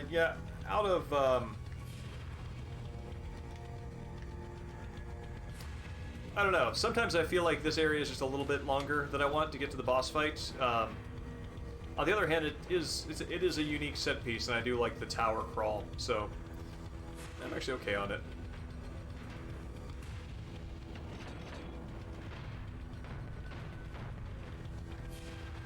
Oh right, this is the Donkey Kong one.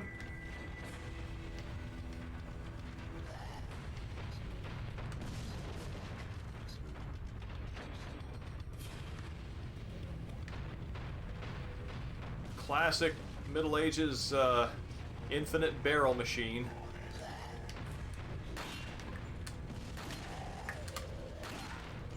No, no, get up, get up, get up!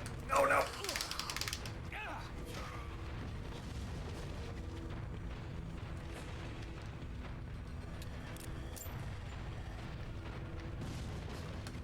Yes, yes, yes, yes, yes.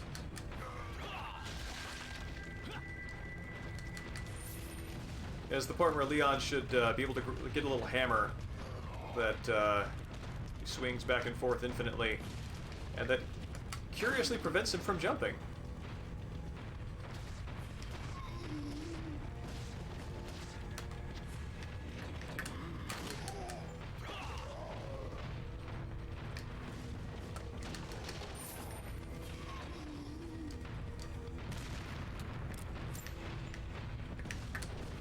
Aww.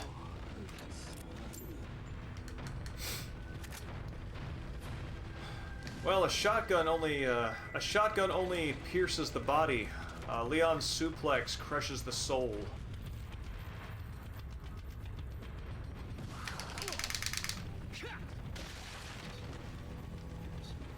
Anybody behind me? Nope.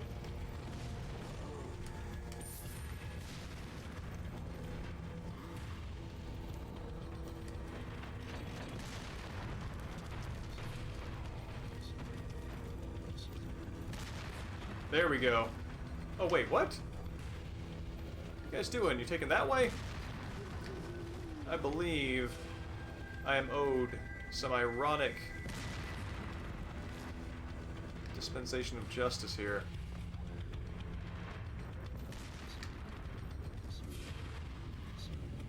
Oh god!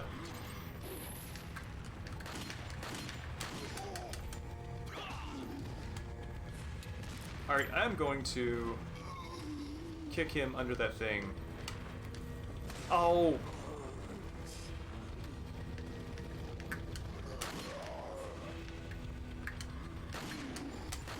Yes, yes, yes! Ha ha ha ha!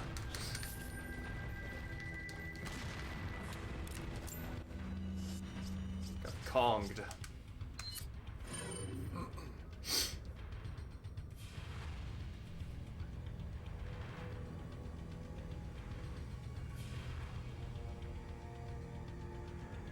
Yeah, Iceman Dan, I think Sadler just wants donations.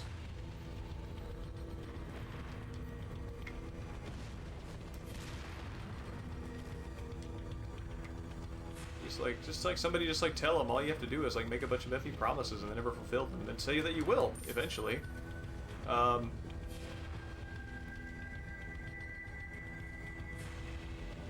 Sadler curiously wants the veneer of legitimacy.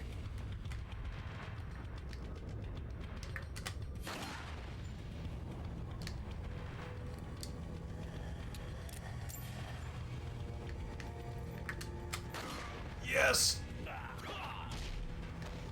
Oh god, do you realize how hard that has to hurt to get suplexed on your head wearing ram horns?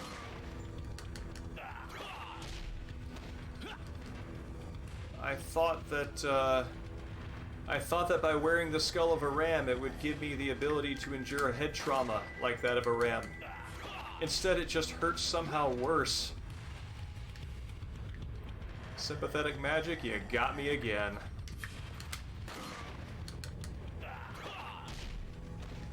Wow, it just keeps going.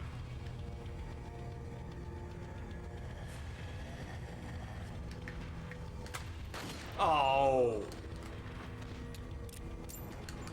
Way to wimp out on me at the last moment.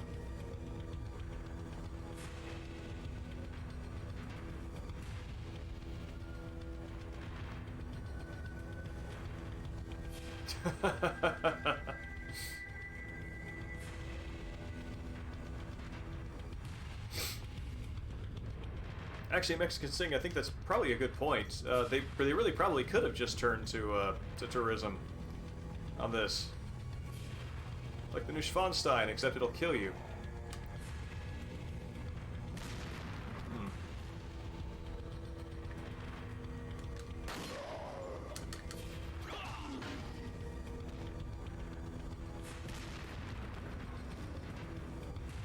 I wanna crush this guy again.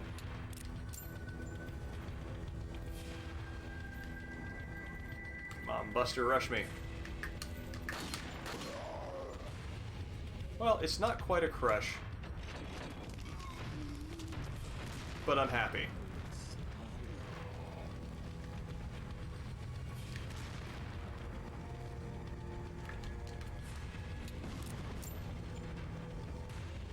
I mean, Leon's trained in all of it.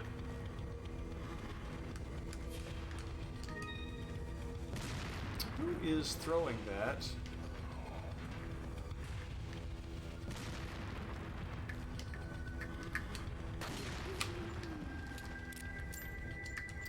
What have I got here? I actually do not have a lot of health items.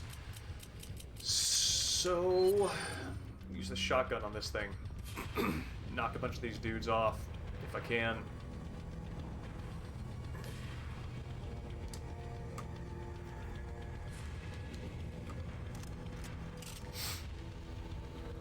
I mean, canonically, Leon knows how to do all this stuff, so he had to learn somewhere.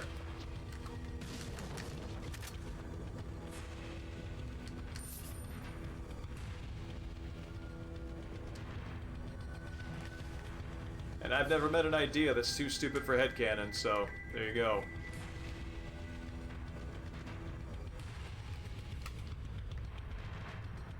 Let's see. Anything I'm missing? Nope, we're good.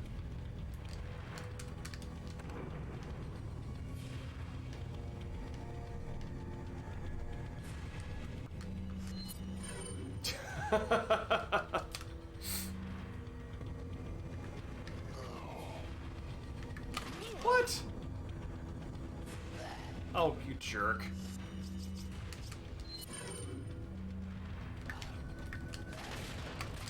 Some kind of velociraptor situation where the one that you're seeing isn't the one that's attacking you.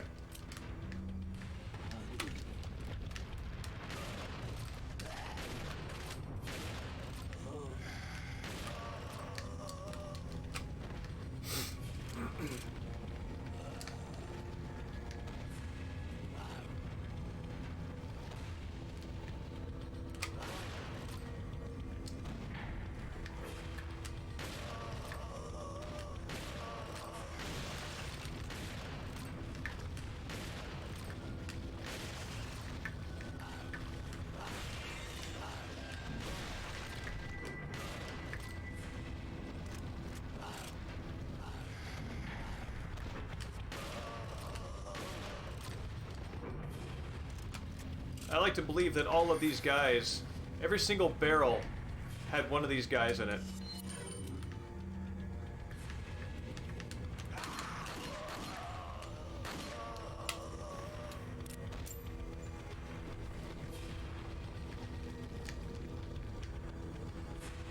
I think everything here was custom ordered.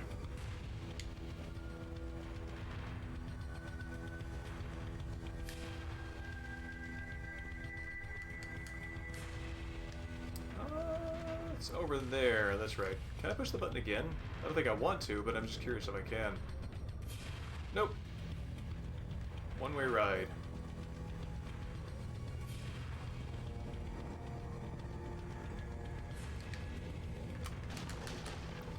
I wonder if that experience changed Leon's opinions of barrels at all. I mean, he's got just a really big habit of destroying them. Although, given that destroying them actually does render pretty good results, he probably has positive associations with barrels overall, if I'm to guess.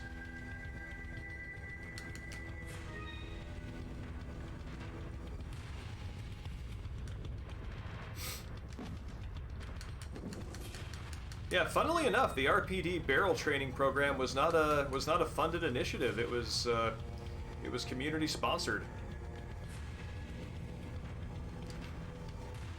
Raccoon City just felt that without barrels, they just weren't safe.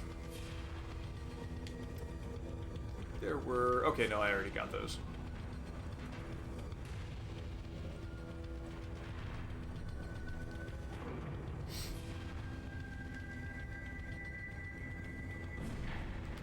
Well, I kind of think it's probably a process akin to if I order something from Amazon and it's not what I want, and I need to return it, and I say, okay, please give me a return code that I will have the UPS store scan. I swear to God, I almost shot the shopkeeper. I think the only thing saving him on sight is that extra stooped posture.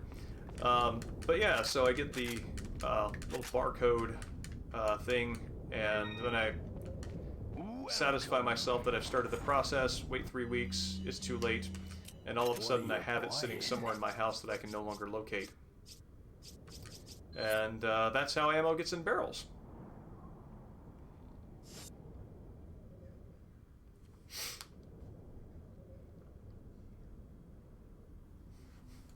Evening, Boogle. Good, congrats. I hope it's going faster than expected. Oh, man. What do I want to spend my money on? Yes. Is that all, stranger? Absolutely want to spend money on that. Thank you.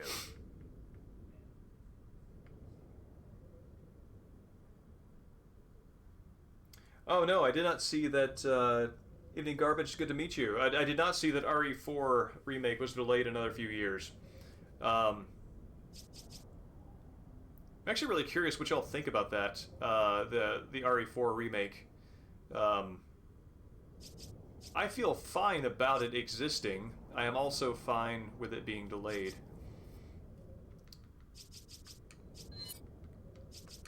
Is that all, stranger? Yes. Thank you. Oh no, I can't even look at my options. That means the exclusive has been unlocked.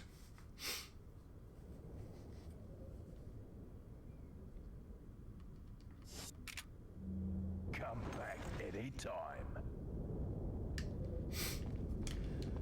Well, I would not object to that. As long as getting hit doesn't make your camera all wonky.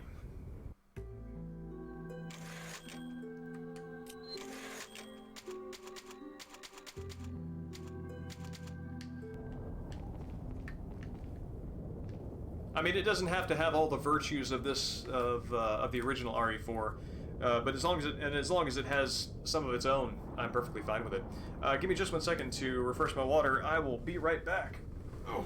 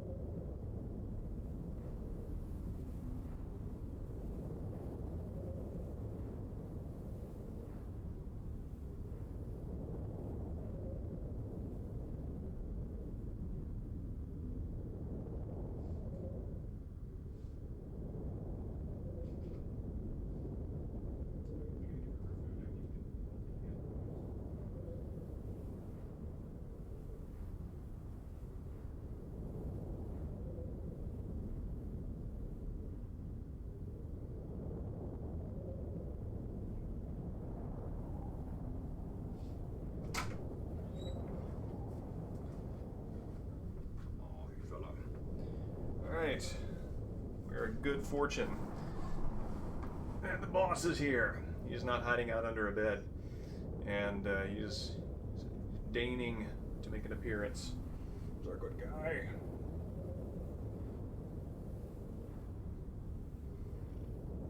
Oh, we got some purrs here too. Yeah.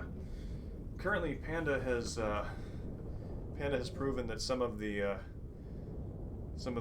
grace, some of the bigness of his grace, is not the generosity of his heart or the fluff of his fur, but in fact the greatness of his paunch.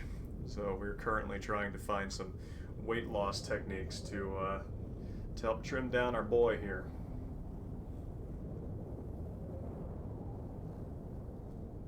You can hear this. There we go.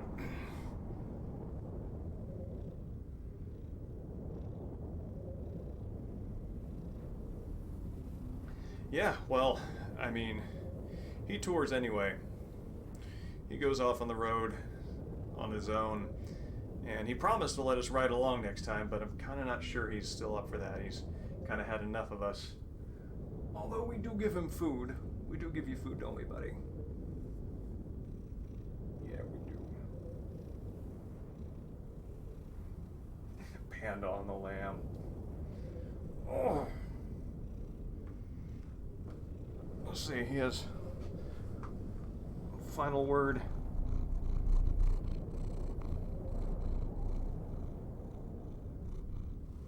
And that's it. Come on, Bill.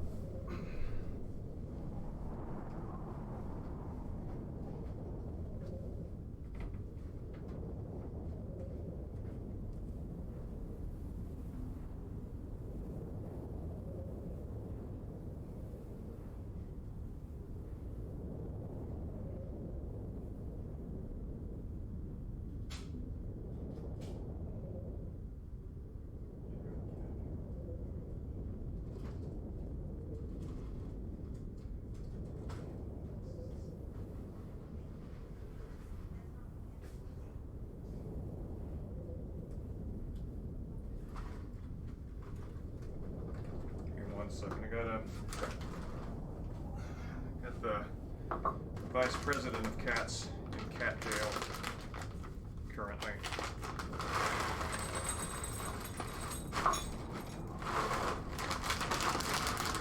For crimes not of the heart but of the stomach.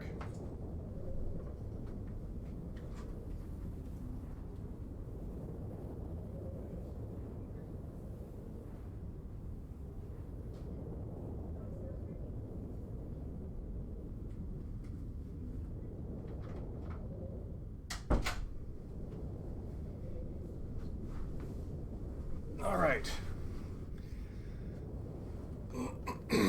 Excuse me. Yeah, I actually haven't finished FF7. I am just got past Midgar. I'm up on the level where I think you're visiting. Is it? It's not. Visiting somebody's parents.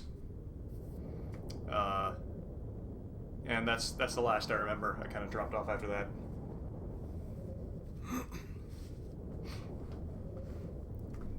You know, you're not wrong. This is a mood.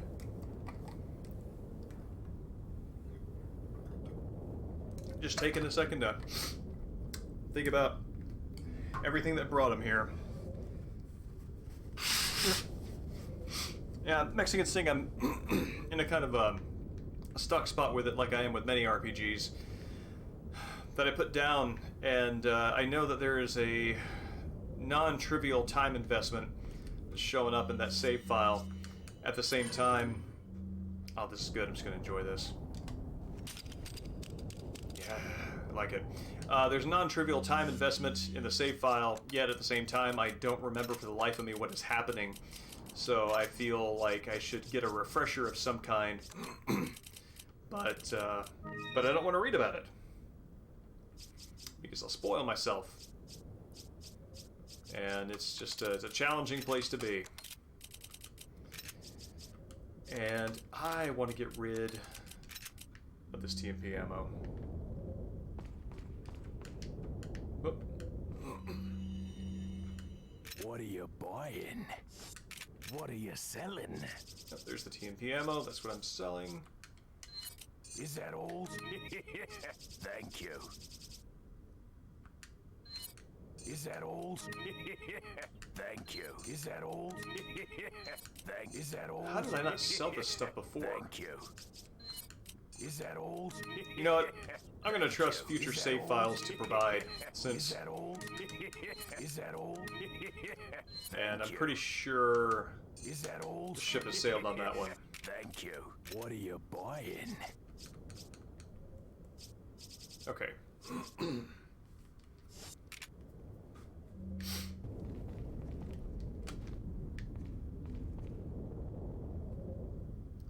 Yeah, if there were a merchant game, this might be what it looked like. With the merchant somehow holding a gun with his arm down. Let's see. Yeah, there we go. That's what our merchant version of Resident Evil 4 would look like. Pardon me, fella.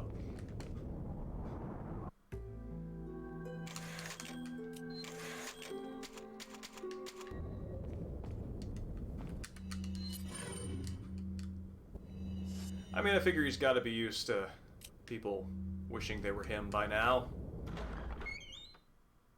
Dashing chaff like that.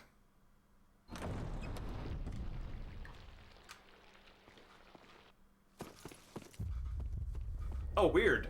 That platform was not there when I walked in. I don't think I've ever noticed that thing blip into place.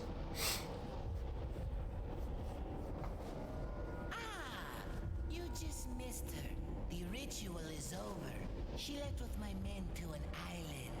What?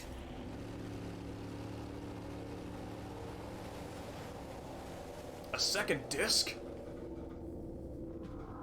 I think it's time I paid my due respects towards your impressive and stubborn will. Mr. Kennedy, welcome.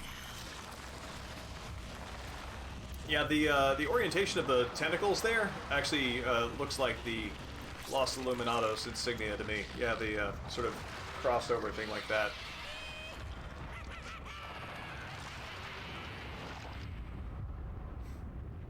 Weird biomass plant.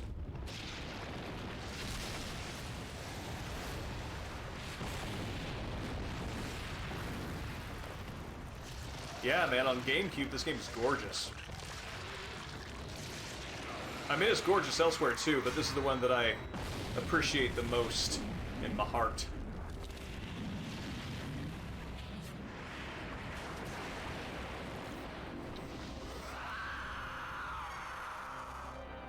Monsters. Guess after this, there'll be one less to worry about. Leon only saves us good material for when other people are around. Oh, man.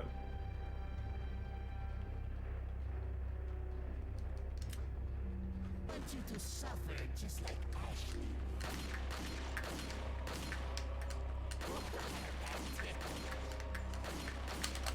Whoop, that was not what I intended to do, but hopefully that it didn't do it.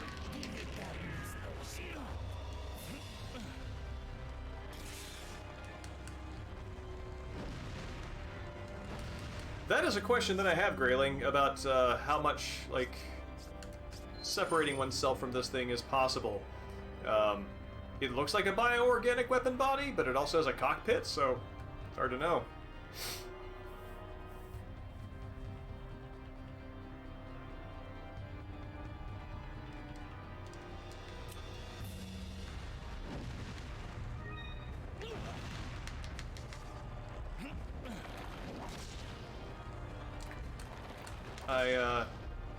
Okay.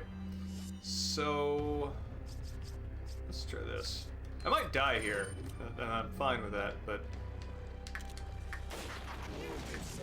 just, oh. Yep, I'm definitely gonna die here. Huh. I've actually never died to it that way before. I didn't know it could do that, but... makes sense that it can. I mean, if I have an appendage that's got an eye on it, I expect there to be a mouth too. So, it just seems like that's really my fault. But yeah, unless if it is a cutscene again, there's no ritual platform out here or anything. But then blip.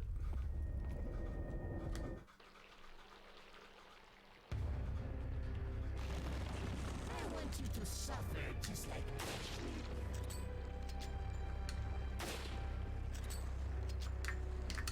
Yeah. Well, I got one hit in. Let's see if I can.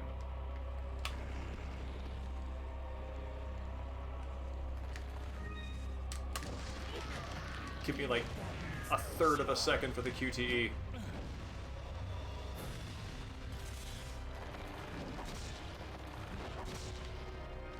Yeah, it's gone again post cutscene.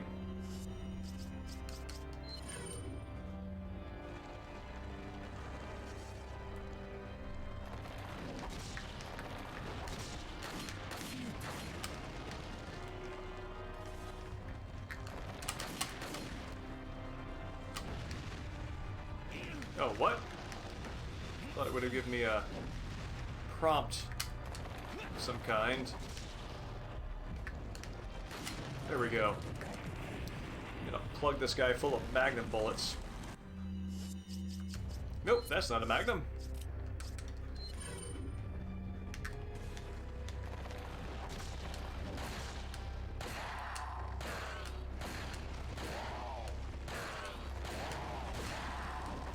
Okay, only wasted 2 there.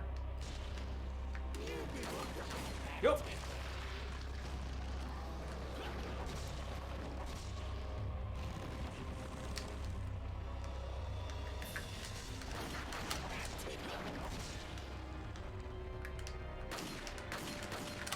Alright, let's lean into my bad accuracy and kind of pull this.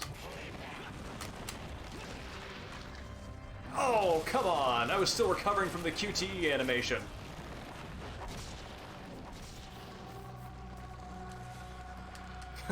Early onset Las Plagas.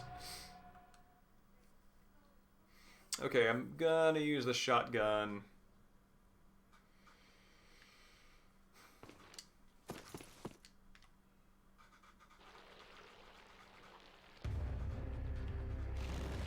I want you to suffer just like Ashley.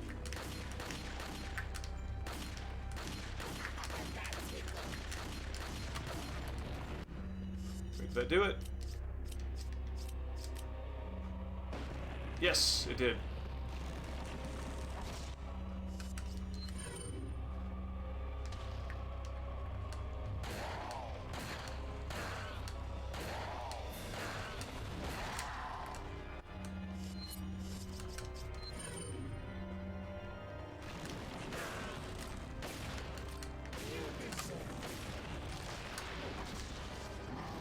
Yoink.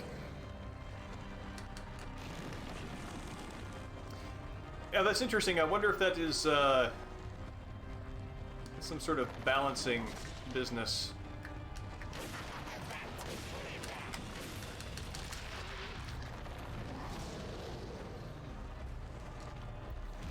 If you're going to have a gun that has very little ammo and does a great deal of damage, give the player something to help make it count.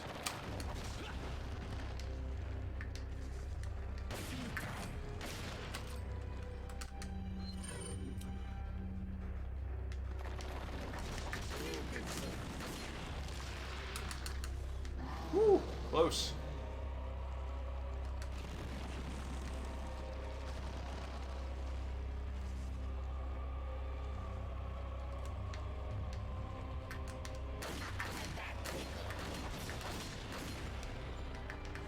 Ah, nuts.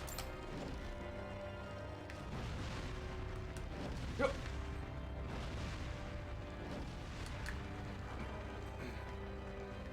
Yeah, I am not getting that great of a bead on the eye with this. There we go.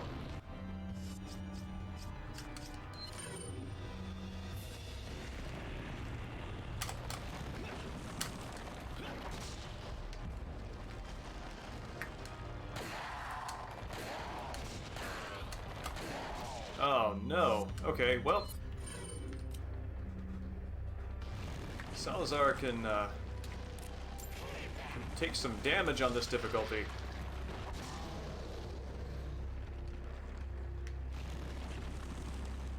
I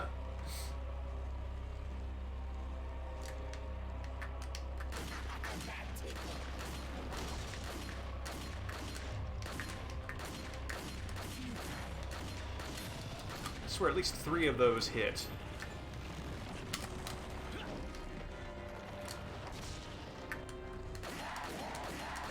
There we go.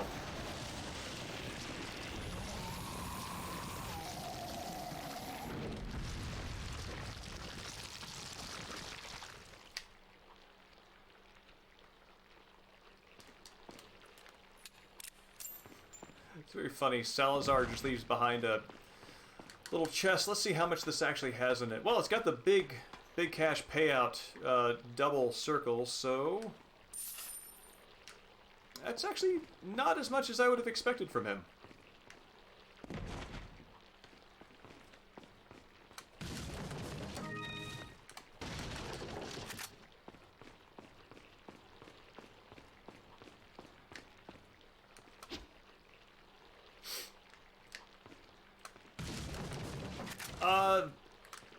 I think it depends on how you try to approach it.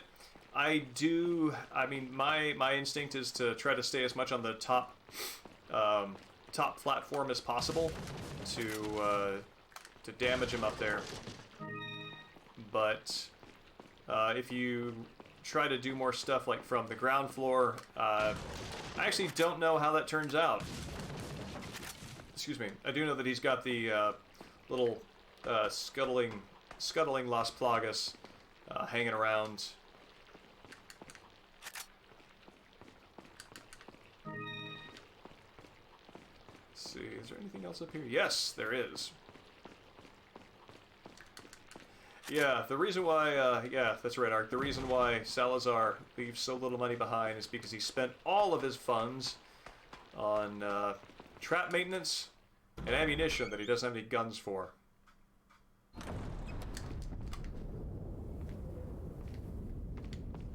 This always seems tricky to me. This looks like a box that should open.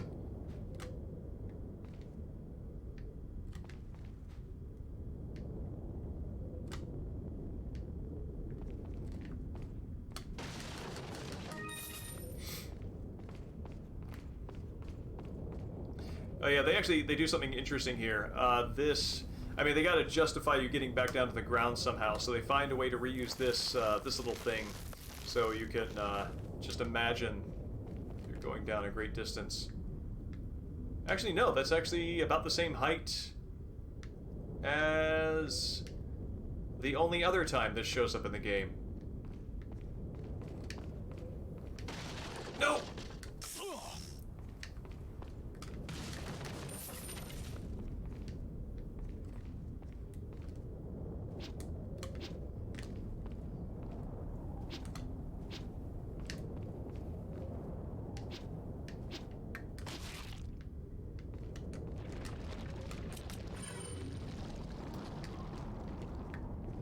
I guess after fighting all these T-Virus and Las Plagas things, eating an egg straight from the snake's belly is not the grossest thing you could possibly do.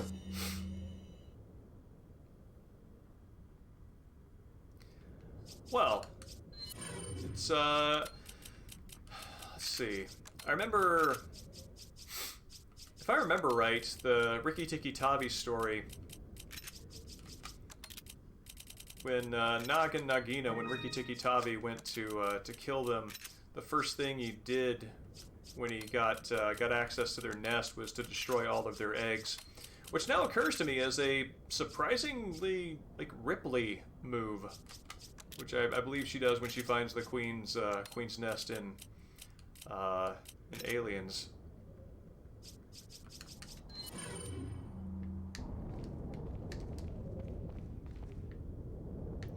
I like to think that the taffeta costume cost him nothing, and that he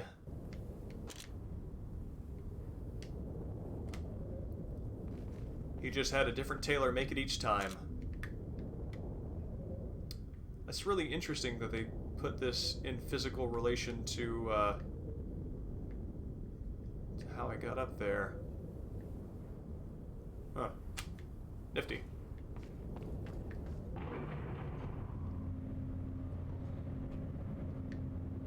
So yes, I assume that the snake raided a hen house, and it has the egg. That's actually the real answer to the fox chicken feed riddle. To carry what you can in the boat and have a snake carry the others inside the never-rotting craw of its stomach. What are you buying?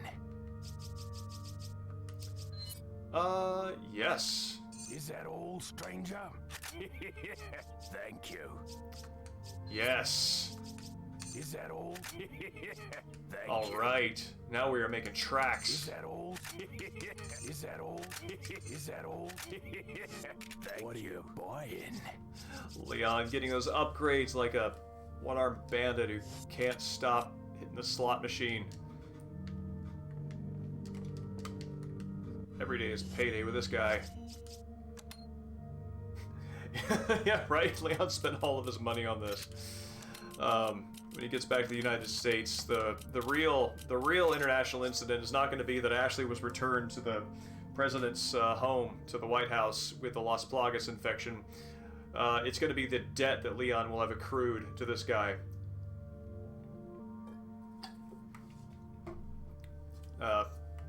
Assuming the pesetas are play money. That's a lot of grenades. I should start using those. Okay. My regular handgun shots now do as much as a starting shotgun shell. It's good.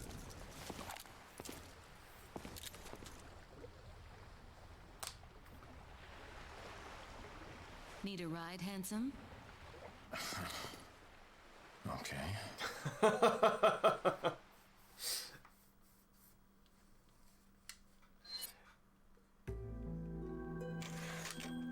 Yeah, the peseta's value fluctuates wildly. To them, it's a very unstable currency. But at the end of the day, you just have to look at the range of its fluctuation. So, meaning it fluctuates from 0.001 to 0.0001. All right, give me 1 second. I need to grab the other disc.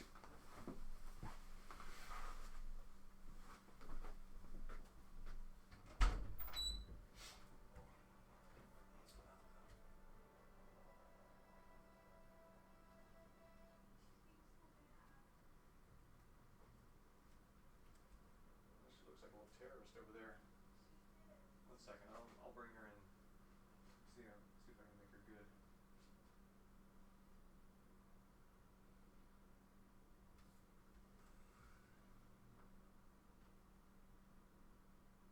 There we go.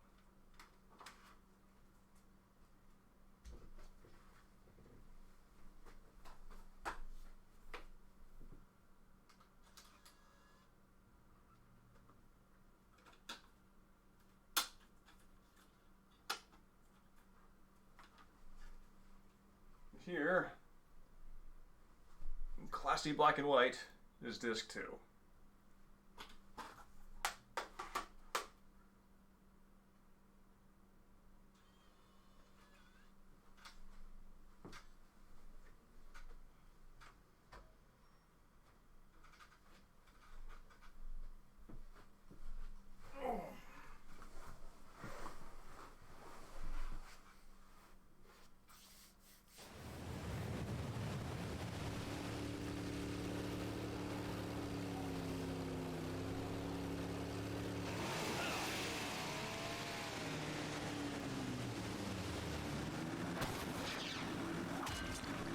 Got some business to take care of. See you later.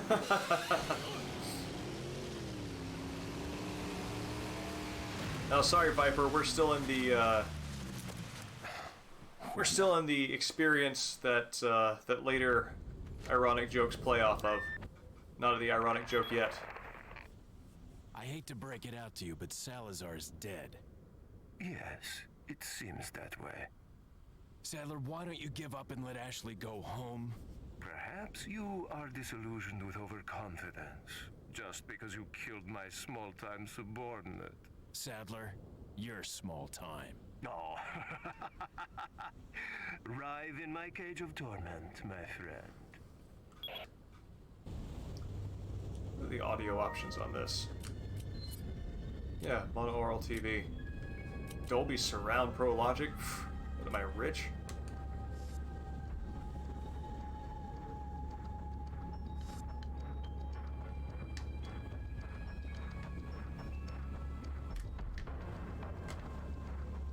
Let's see, what are we looking at here?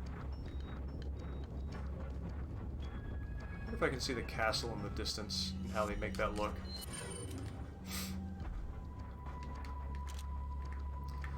I'm curious, I would be interested to compare the view of the castle from the distance when you see it in the village to this view here, and just kind of compare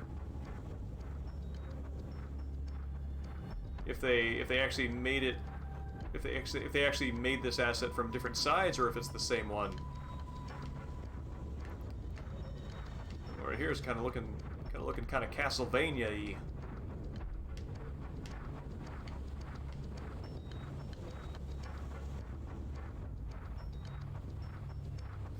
Yes, this is Canehurst. Actually, Grayling, interesting, funny that you bring that up.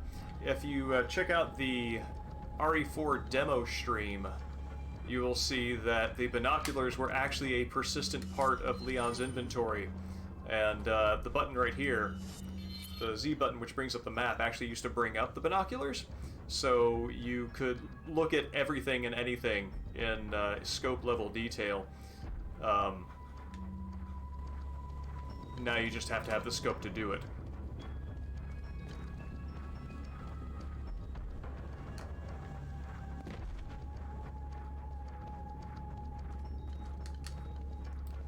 Yeah, there were a few design changes between the demo and the released version, but I think that's kind of the biggest one of all that I have in mind.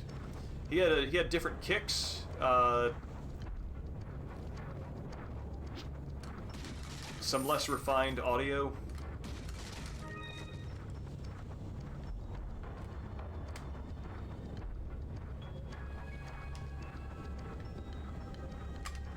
Is there somebody in there? Yes, that's right. Yeah, that's right. It also did not have the classic inventory. It was just slots like classic Resident Evil, even if it was arranged like a grid.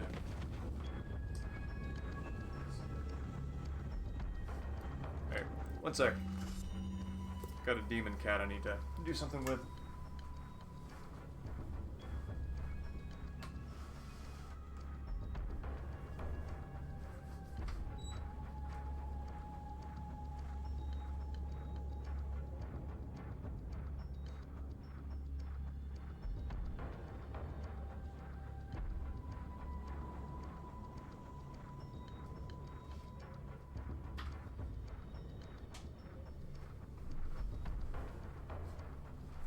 Okay.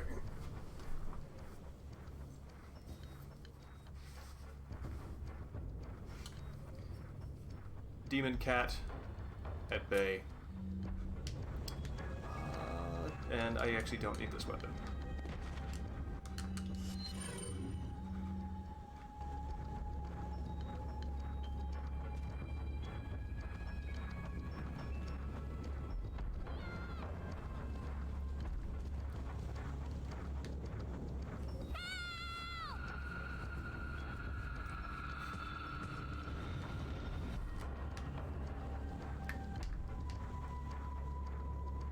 Ashley, ever crawling help. Crawling? Calling. Oh yeah, no, they did not want to challenge you with that game. They, with the MGS3 demo, they absolutely wanted you to feel the kind of playground that it is.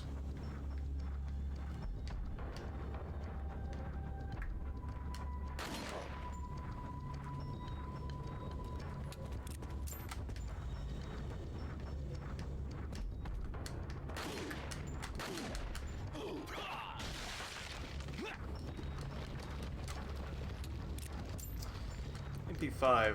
I think that was in MGS Integral. I know that they have an MP5 in MGS 4. At least I remember using it frequently in Metal Gear Online, MGO2.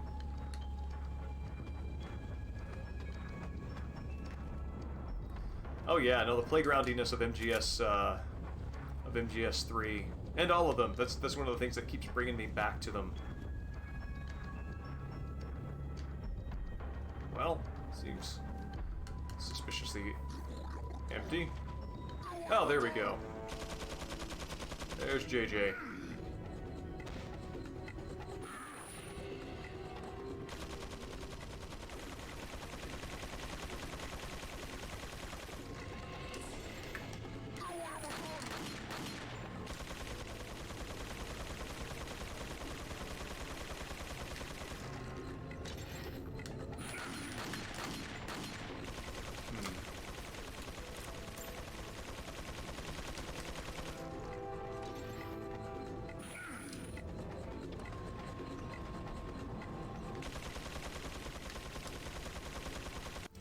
See, I think I can use this spot.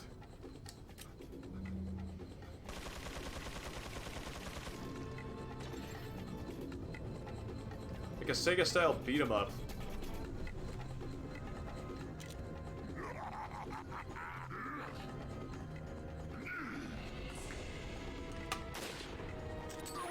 Oh no no no no no no! Cycle animation takes too long.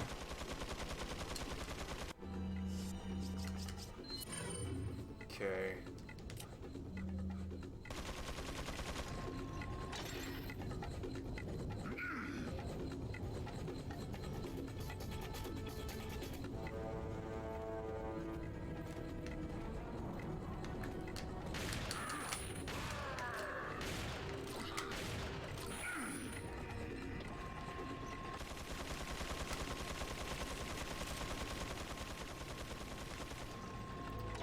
Here.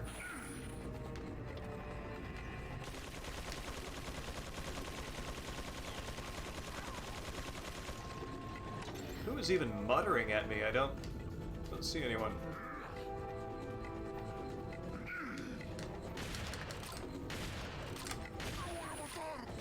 No, no, no, no, no! Oh!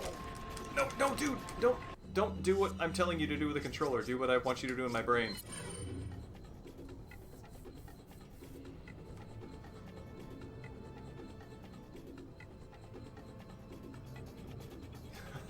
Yes, me as well, Phoenicia.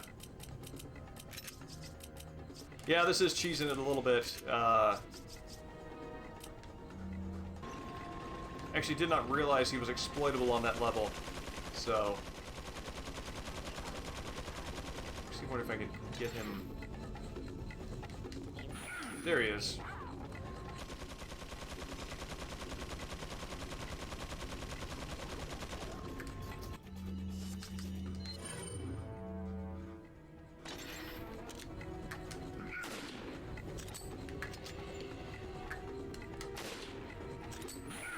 Run, run, run, run!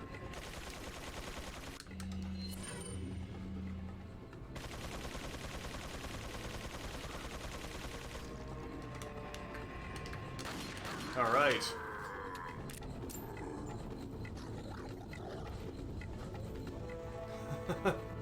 Well, the thing, cheesing is fine if you're trying to get, for me anyway, cheesing is fine if I absolutely am not making it through a section that I wish I were. But, I mean, my criteria for whether or not cheese is actually a little more superficial. It's that it kind of just doesn't look very cool. And, I think this comes from all those videos and guides and stuff that I have made over the years. My priority is more often having a game experience that looks and feels cool, or that I am, winning.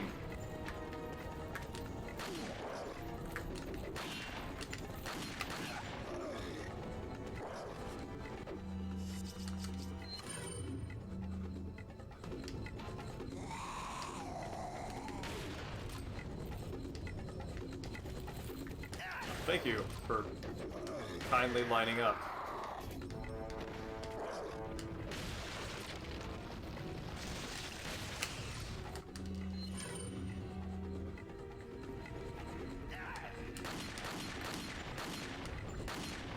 Am I hitting? There we go.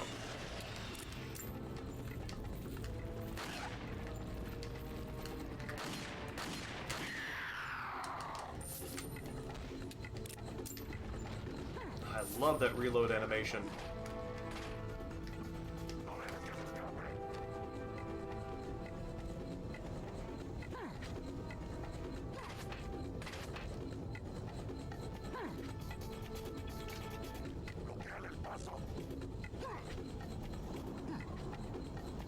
I do like the almost multiplayer playground layout of this level. Feels very fun.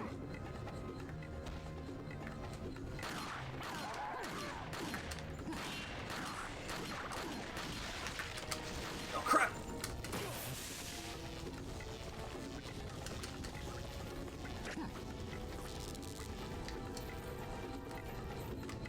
I thought I was going to have quicker access to that window than I did.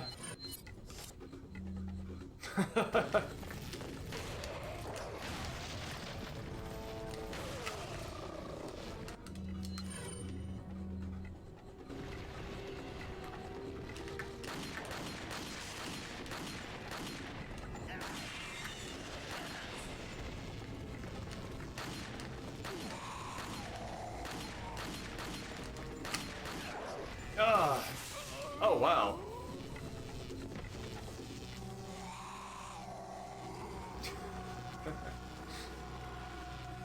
Yeah, no, Leon's aim is as good on long, thin projectiles as it is on twirling large axes. Yeah, they do. I was not expecting that kind of damage at that health. Oh, I gotta go back here? Okay.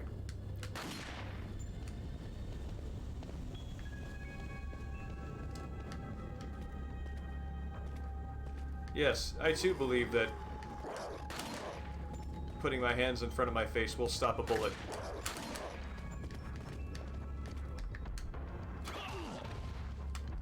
Actually really curious to know if I can kick him through the window.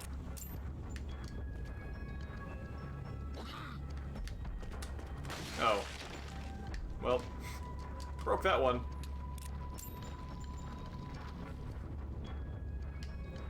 Patrick Zimmerman voiced Elroy? Really? I did not see that coming.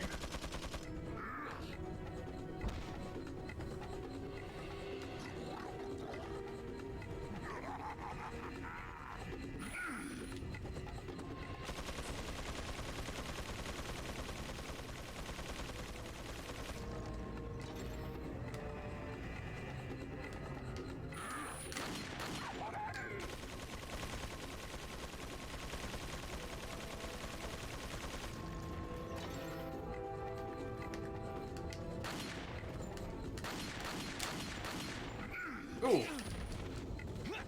It's really weird that you get that slicing sound effect like it's from an axe when he bowls you over like that.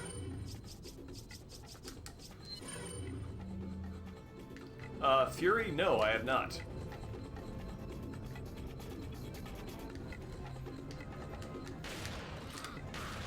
Oh, hey, cool. I can knock him back through the window.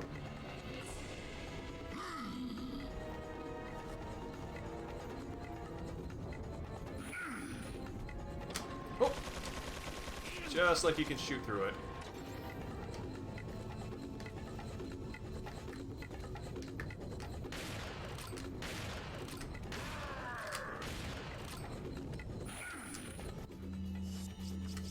Oh, go back.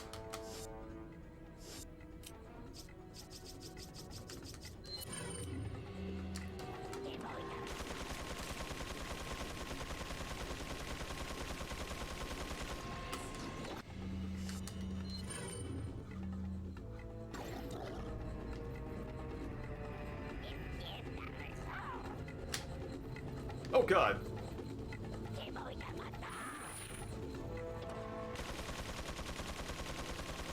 not know he was coming around that way. Oh, I was pretty sure he had to cool down first.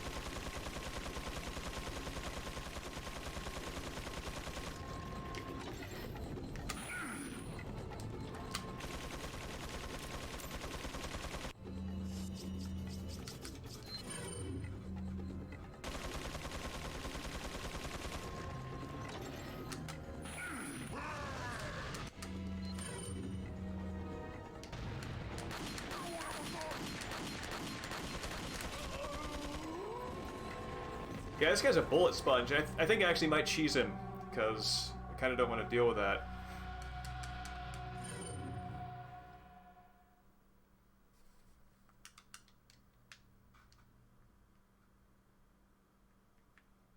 Thinking about JJ and thinking he's pretty much got a death stare, so I'm just going to kind of talk through this enemy type and see what...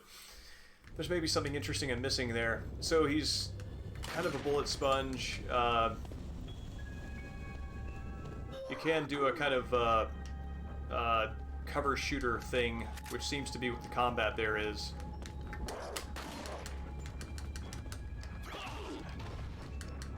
But if I'm right on that front, question, does cover shooter interest me in RE4?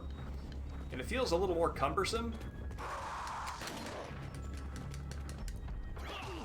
than maybe I want to play around with.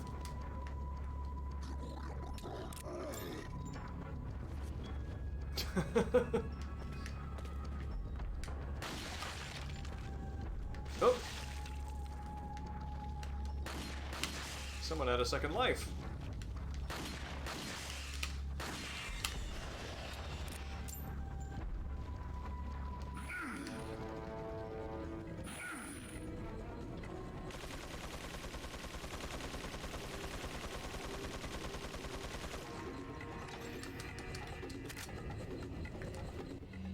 Okay. This would be a neat place to use the mine thrower, but I also want to save that for a group of enemies so I can watch them all go boom together.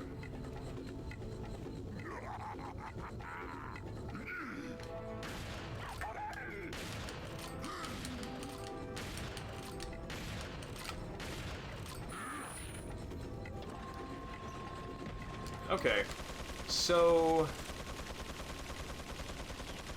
if I shoot right when he jumps up, and I can knock him on the ground, then I can pull out the red 9 and pelt him with some pretty high power bullets while he's on the ground. So I'm gonna do that.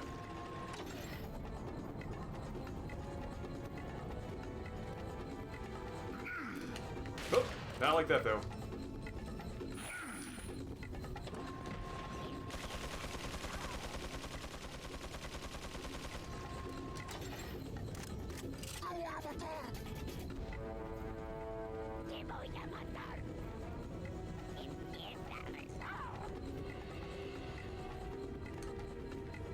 Oh! Go, go, go, go, go!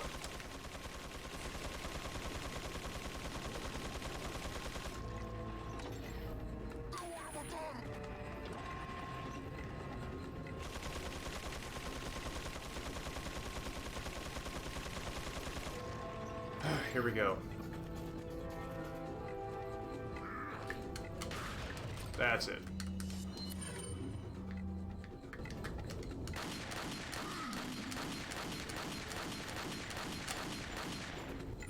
God, this guy's got so much health.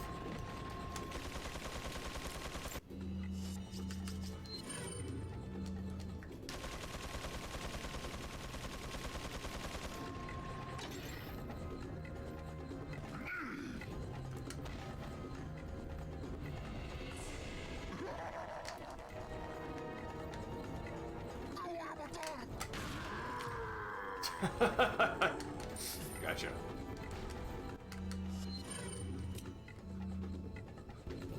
Yeah. Yeah, no, they, turns out Sadler was, in fact, small time.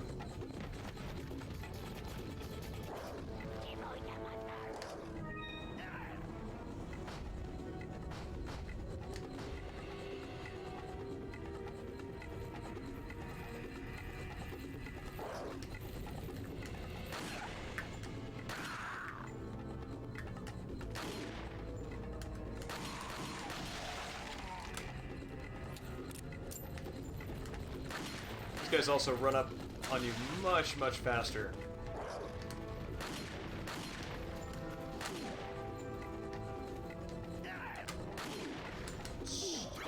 Crunch. Oh.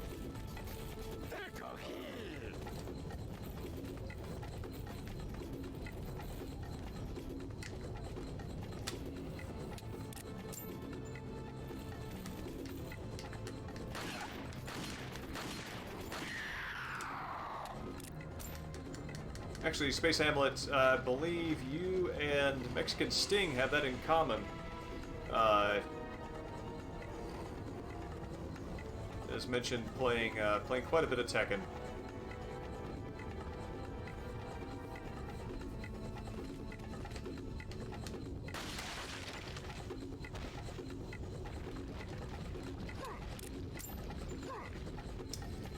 Multiplayer games? No, I actually don't have a lot of time for that.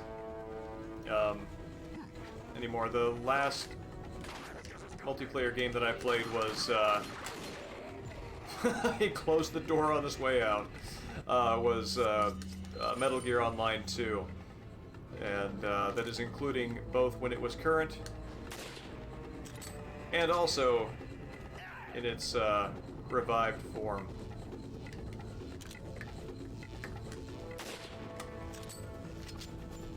Get down there.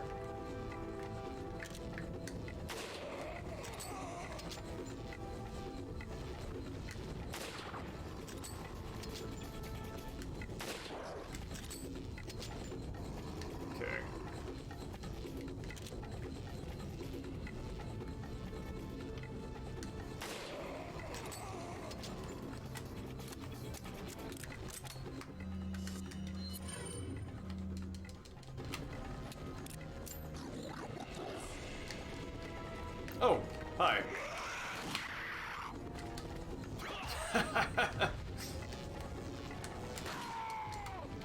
Oh, I forgot we have a ladder. Well, that's only there if you need it, or if it's going to be particularly entertaining, which it already was. So we're good.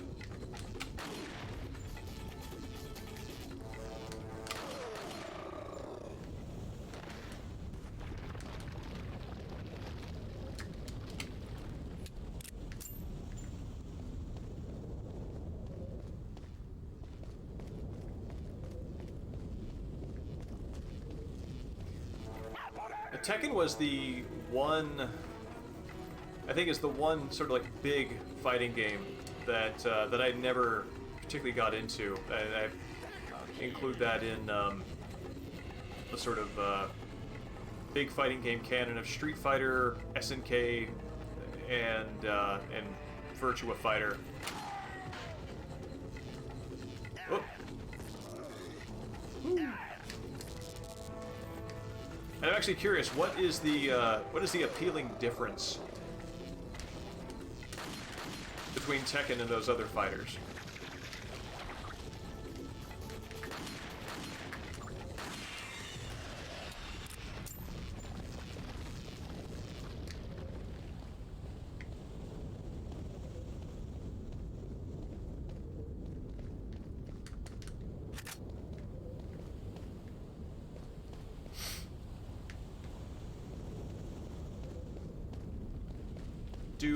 Does Tekken have the Virtua Fighter-esque sort of like non-Shoryuken inputs,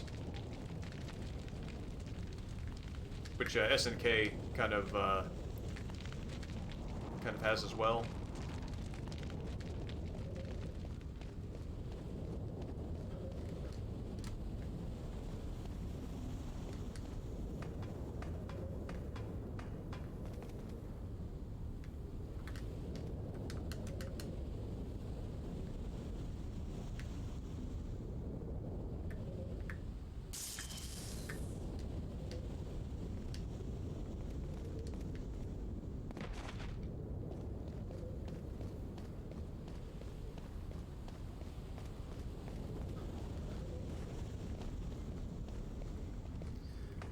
I remember thinking when I got to this part in the game, my first playthrough, that the puzzles in my brain, like I was thinking like the puzzles aren't what they used to be.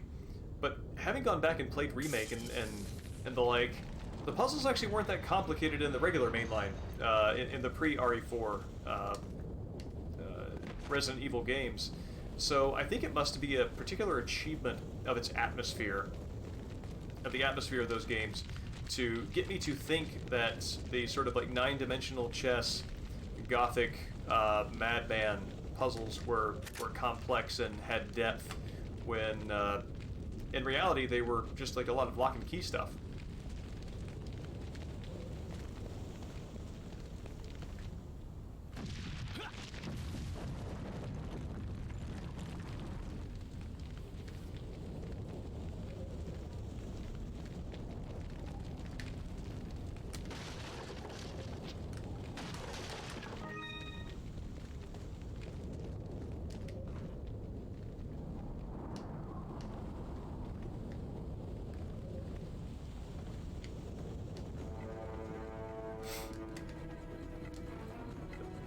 I think my... Is that somebody you have to shoot me? What do we got over there? Okay, there we go.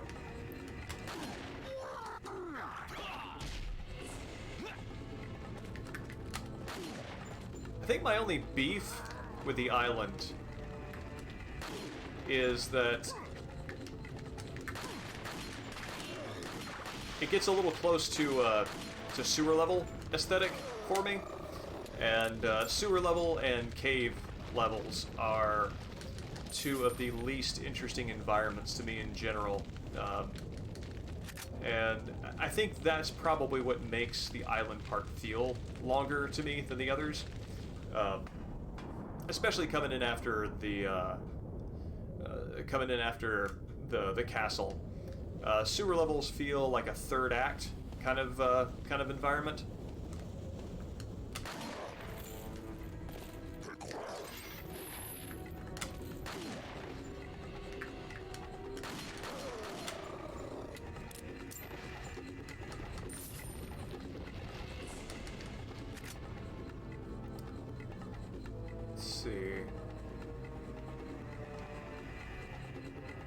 What do I have a view of from here with my sniper rifle?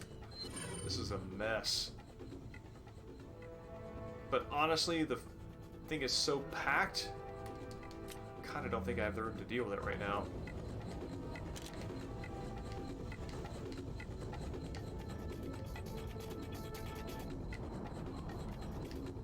Anybody here?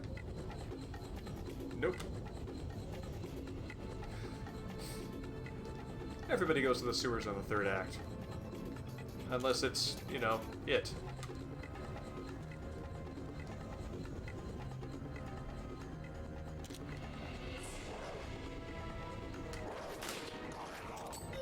I refuse to believe that I missed that.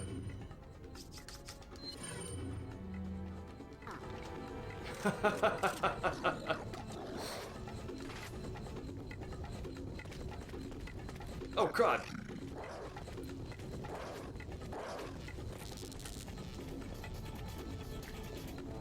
Forgot there was a building there.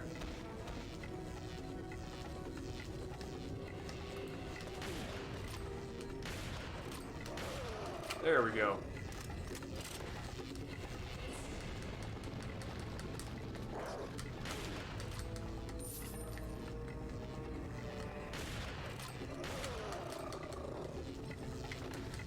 Oh, right, there's a golden lynx in here. Always a highlight of any playthrough.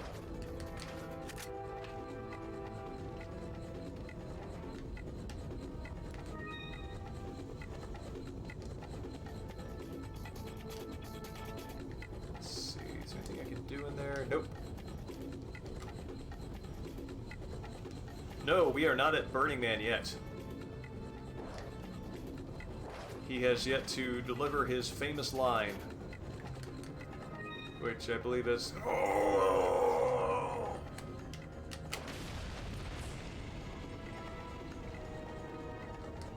A classic of voice acting, if ever a one there was.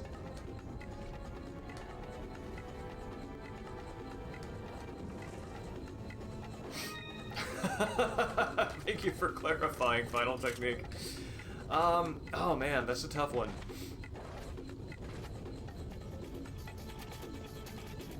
I want to say that feels like... It kind of feels like a Mike. I guess, like, okay, yeah, it feels like a Mike era joke. Yeah, if Boogle were here, he would know.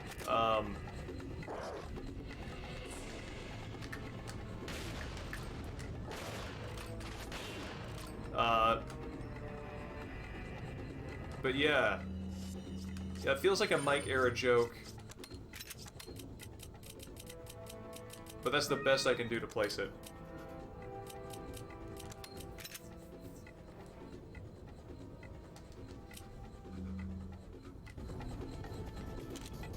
Yeah, Burning Man is one of those things that I can really wonder, like, when they were making this, like, they thought they had, like, this great jump scare idea, and they did. But I wonder if they had any ideas how, like, how much love it would receive. I think it's the kind of thing you can't really plan for.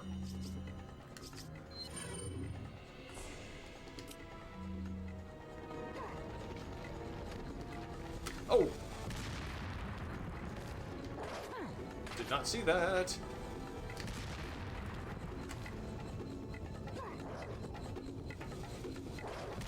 What else is here? I'm actually really curious what this searchlight is doing. I don't really know what else they're looking for. I'm right here. It's me, it's Leon. There's nobody else.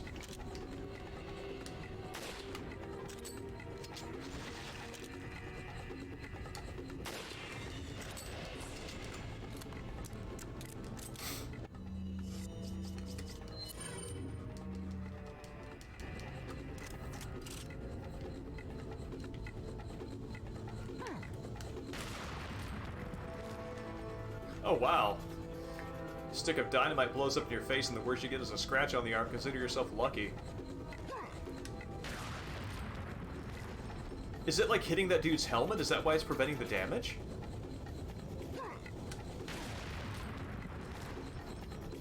That's crazy. I think it is. I think whatever the damaging thing is hitting the helmet. That's stopping it from really killing him outright. Oh, that one did it.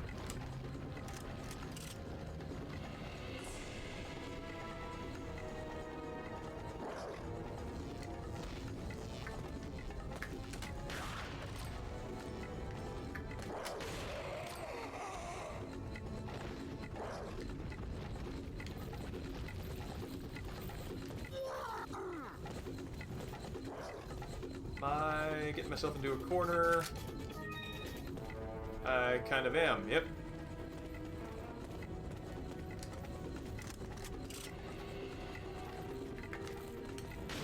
Yeah, if anybody tells you bike helmets don't do anything, just show them that clip.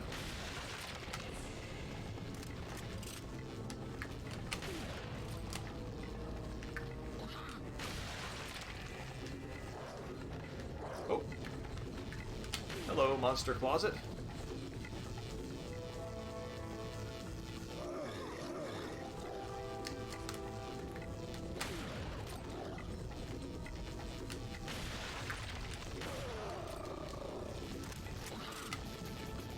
Have a good night, Ark. It's great to see you. I hope to see you out for Soul Reaver 2, which we're going to do on Saturday.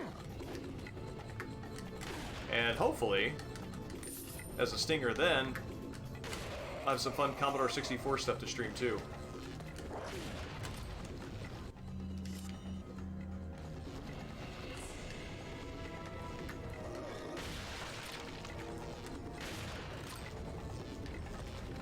Striker's absolutely paying off with the quick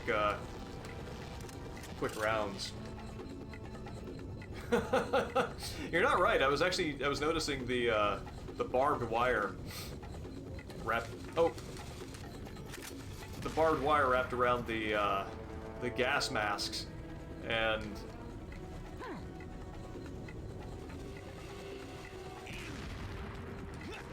that seems like a fairly odd choice. Because it seems like the kind of thing you would need to get somebody to help you with.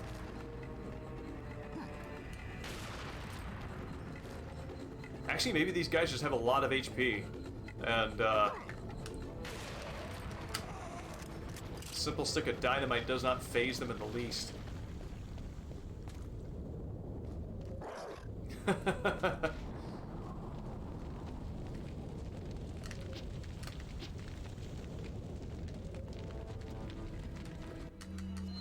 Does it actually need a bullet to catch on fire?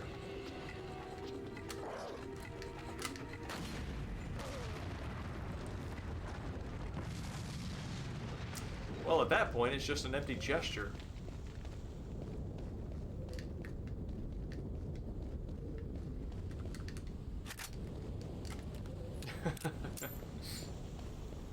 Yes, people of sand, thank you.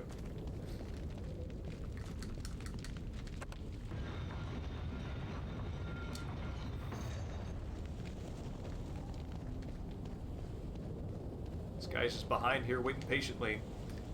I'm guessing he also sells to JJ, which is an interesting notion, that he just furnished the dude with the giant gun that I just fought. Never thought about that before, but since nobody else on the island is using an ammo belt like that, that's what it means. Welcome. What are you buying? No, it would take until it'll take until RE2 Remake for a knife to have the kind of heat generated needed to set things on fire. Oh yes. But I've made my choices. Not enough cash, stranger. Actually, the merchant just like slaps my hand away. What are you buying?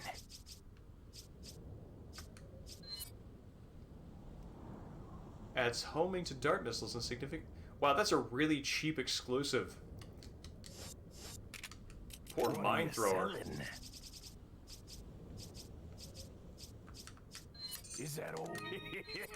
Is that all? Is that all? Thank you. I imagine him saying, "Is that all, stranger?" and kind of rubbing his temple. What are you buying? Tired of buying so much. Please, God, is that all? Is that all, stranger? Thank you. Pacifist indeed. Is that all, stranger? I think the exclusive on the Striker is something ridiculous. Like it carries like 50 rounds in it. You basically never run out of ammo. Let's sell some What are TNT you ammo because I selling? absolutely don't need that. Is that all? Thank you.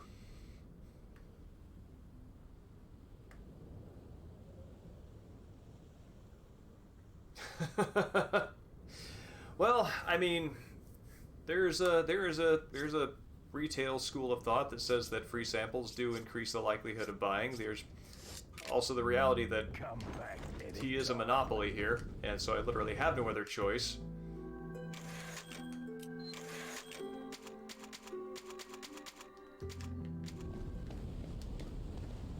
That said, I would not mind the free demonstration of wares.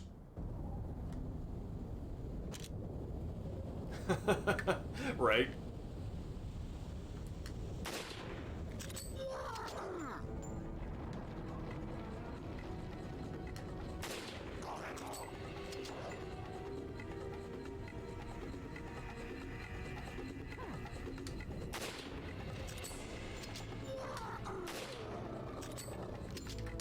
Oh.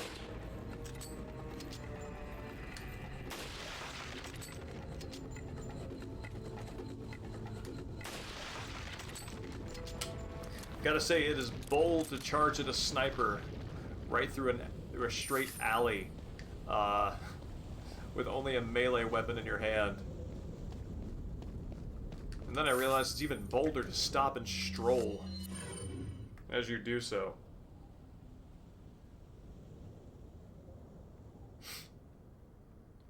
Oh, Leon has the power of game balancing in his favor. An arcane magic known only to the most forbidden of gunsmiths. Let's see, where's my door? Here it is.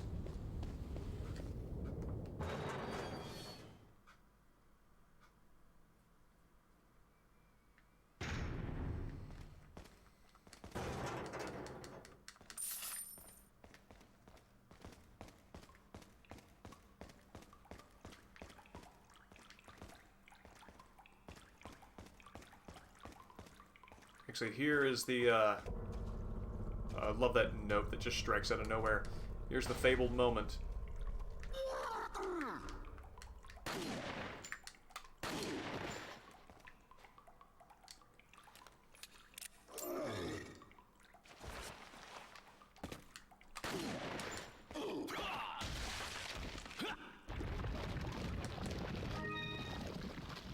Myself wondering, did the person who built and outfitted this room ever think to themselves, one day there will be a suplex performed here? I don't think they did. I don't believe they did.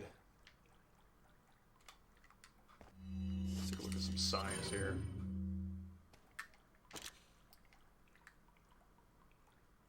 Voodoo Orchestra? Brian Shirt.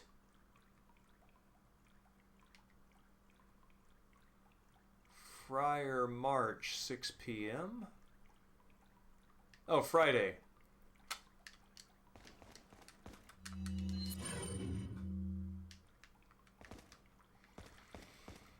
Well, I guarantee you that that after this, they're going to be very well aware of the need to suplex proof. What? Oh man! I actually missed the pleasure of the jump scare because I was looking in a different direction.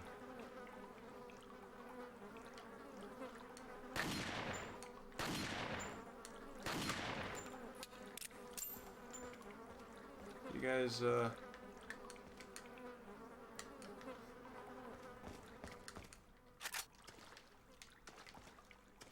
I got carried away with the ultimate practical joke.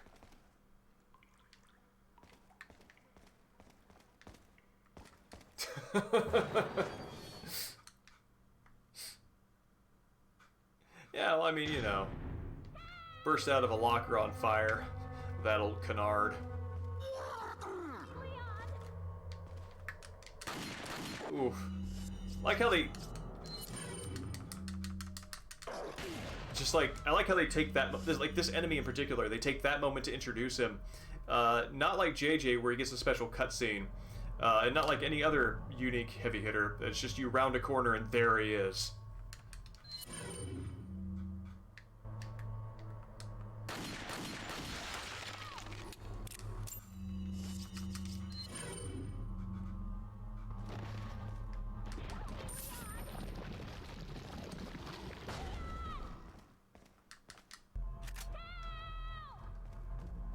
I think before I do that, I think there's some money down here. Money that I would like to have.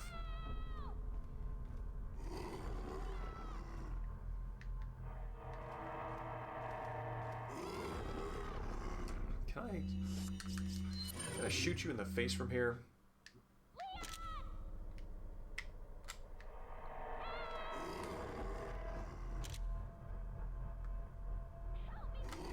Kind of seems risky.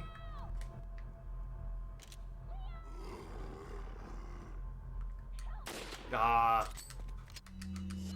that's what I wondered.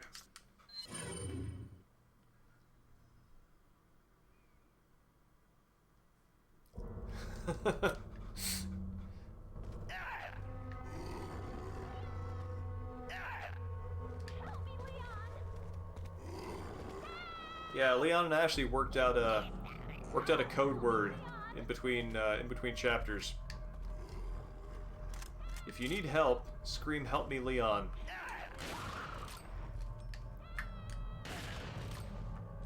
And so Ashley just repeats that code word over and over again.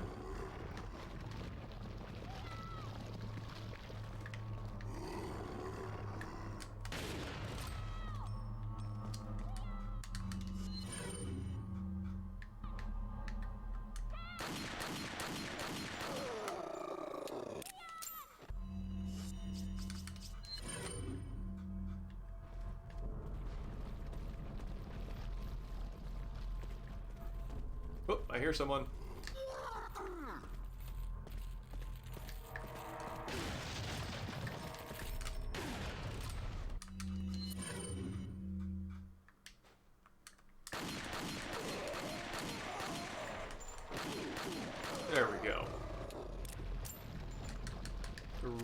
need some handgun ammo really soon. Oh, did I sell the... I sold the links, didn't I? Ah, beards. I sold the links.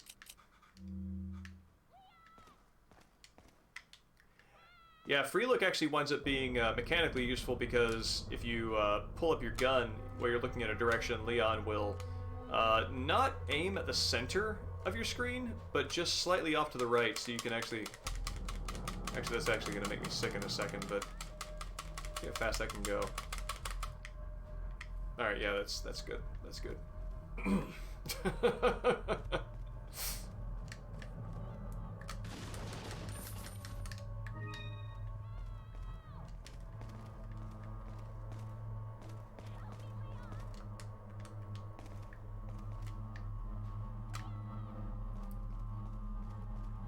Alright, let's go help Ashley.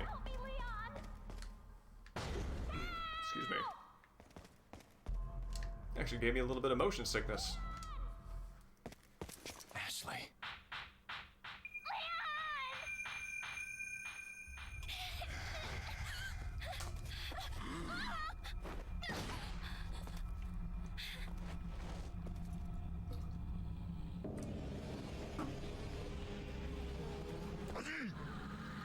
Actually curious to know how they, like, know that the person on the other end of the camera is anybody other than who is normally watching.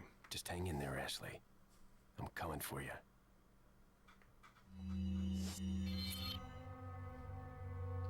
I don't know, Iceman Dan. It's really hard to tell. Oh, this feels so good. Kind of just gonna listen to this for a second. Yeah.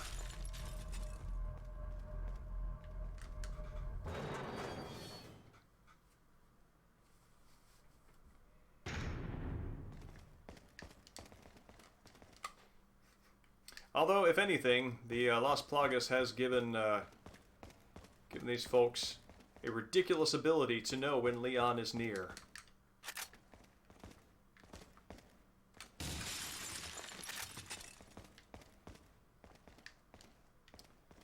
see, even more of JJ's stuff here. Oh, I wouldn't say thousands of dollars. I would say tens of millions of pesetas.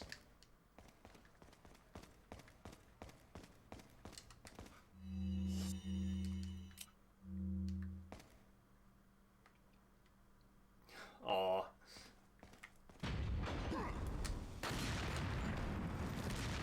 Ike would absolutely be a worthwhile addition to Smash Brothers.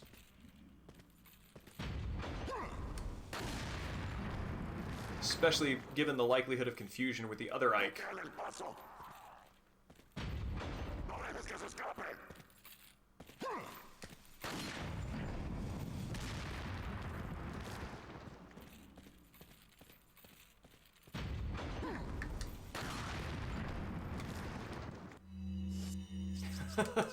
Actually, that would be a perfect quotation for his reveal.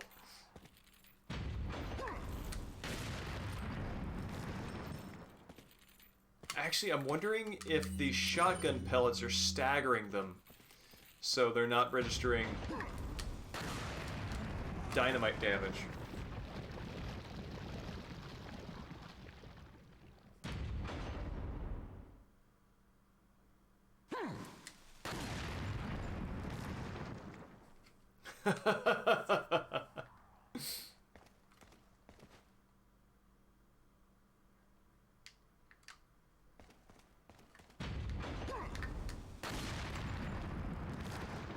Dude.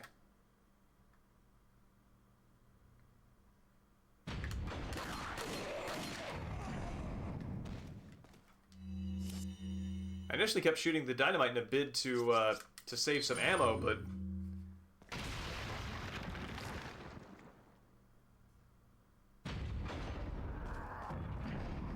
it is not, in fact, how that turned out.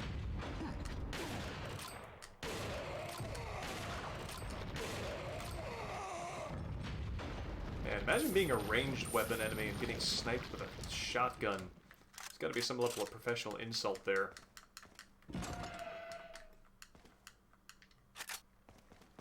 That's right. And you will notice this entire thing happens as our man watches on.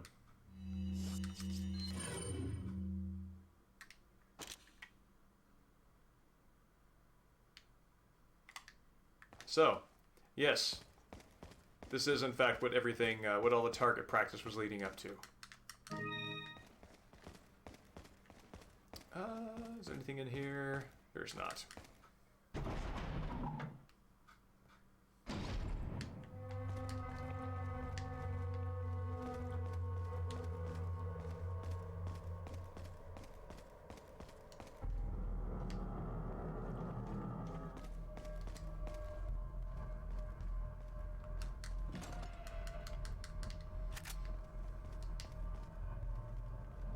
Okay, this is where the Killer 7 shows up in Resident Evil 4.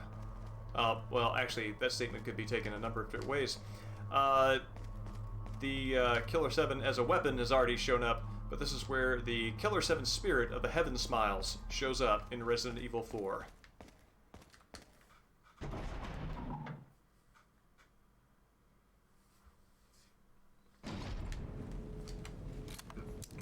Pardon me. Yeah.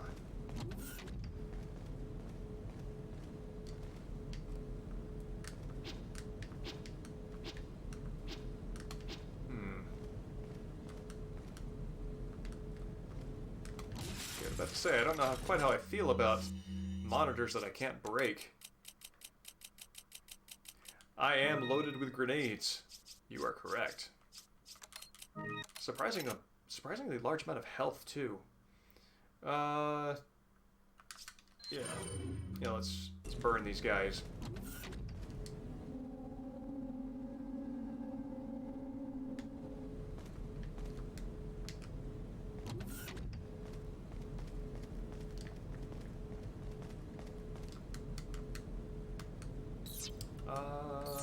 Right. Let's kind of work this backwards. There we go.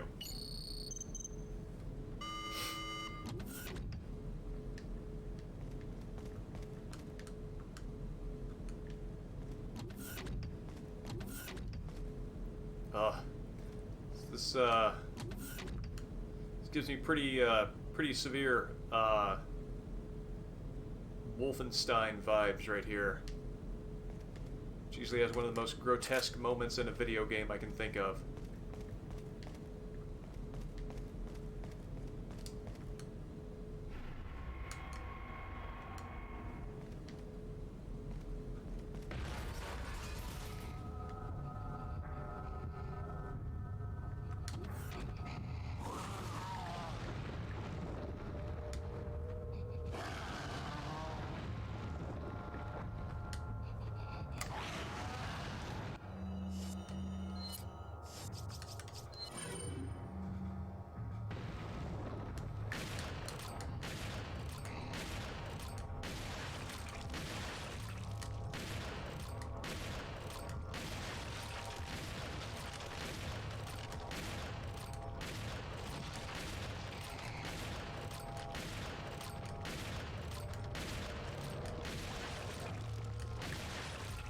Good lord.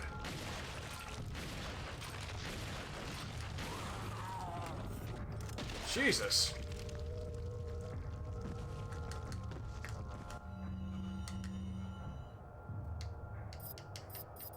Really, they've got Luis's memos all the way out here. Whew. The guy could take some damage. Were these guys in 6?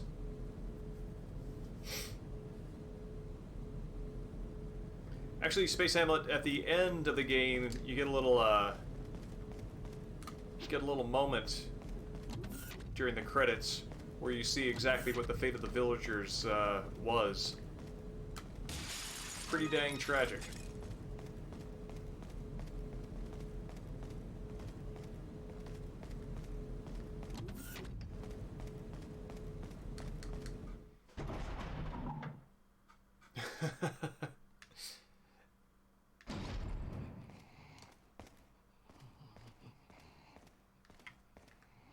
Okay.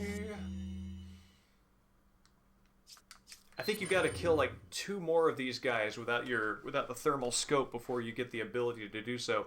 And design-wise, I think that's really interesting. To make you do it the hard way before even giving you the option to do it strategically. That's might not be good action game thinking, but it's really good horror action game thinking.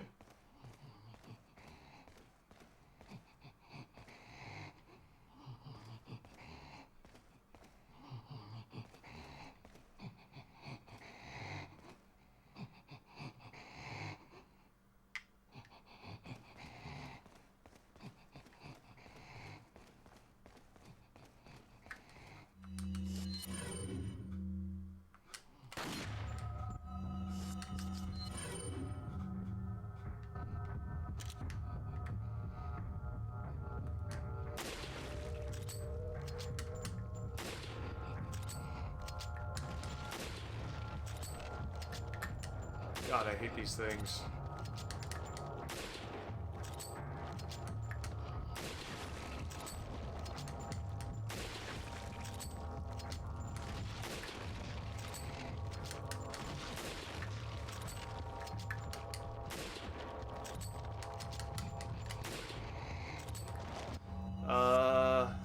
Okay.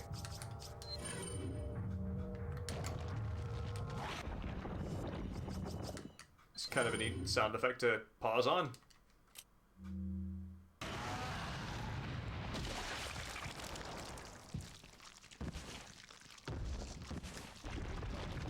Cool.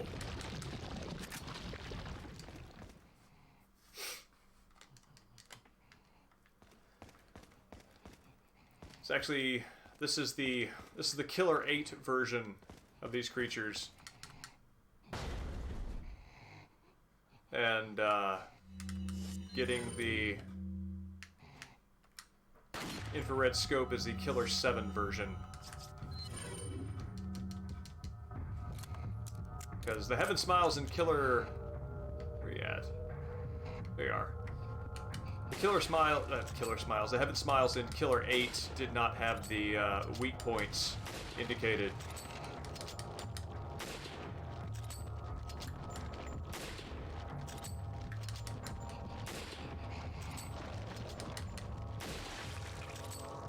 Oh God.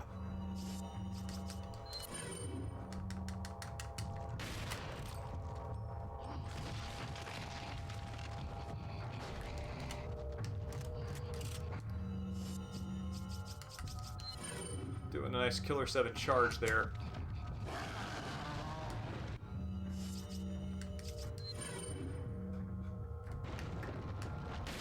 Oh no, no, no, no, no, no, no. It's Bad News Bears right there.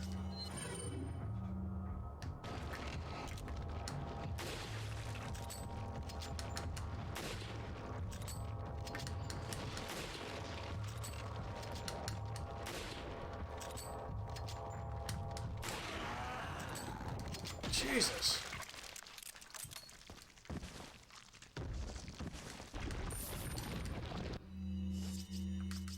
You guys are resource hogs. Yep, he hop indeed.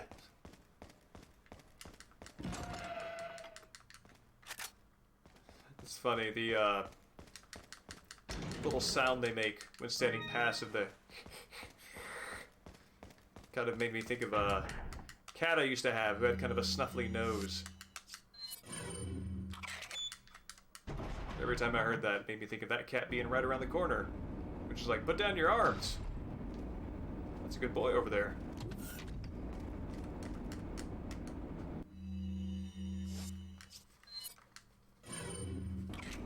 Evening, Swayard. It's good to see you.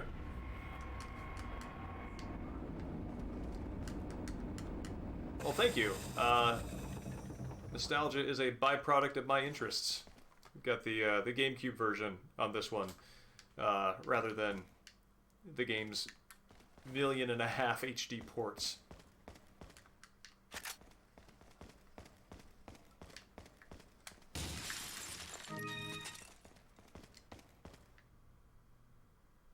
absolutely the last place I would want to be. It's kind of neat. You can tell which one, which is the one that's going to come alive.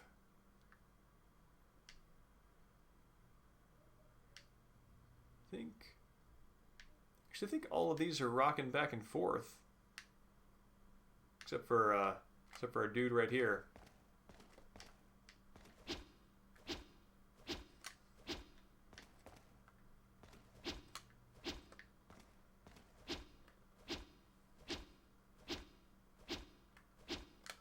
I'm doing great, Sway Art. Thank you for asking. How are you? Doing extra great because a couple of old computers that I had repaired are going to be coming around in a couple of days here, which makes me very happy.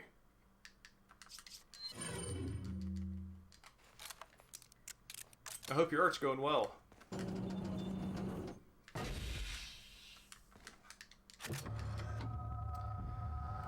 Actually, I wonder if you can actually make it through here without picking that thing up and without activating this enemy.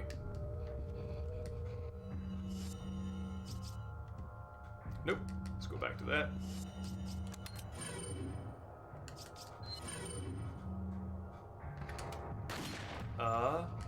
Okay, that doesn't... That was gonna break the glass. Oh, this is bad.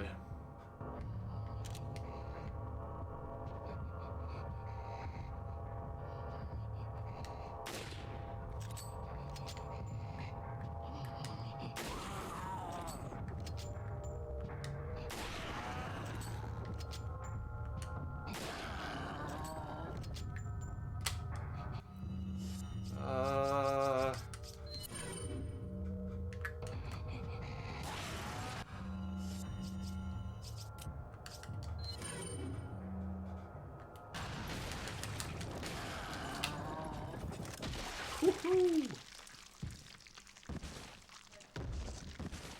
Oh, congratulations! That's a great gig.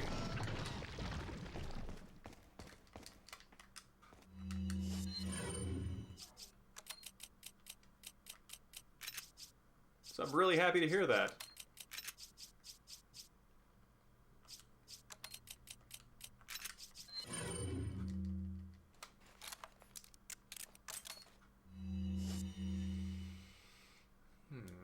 Yeah, there we go. Thank you. Yeah, that went a lot better than I expected too. Especially after he stopped. I mean, didn't stop walking after I destroyed like the third weak point.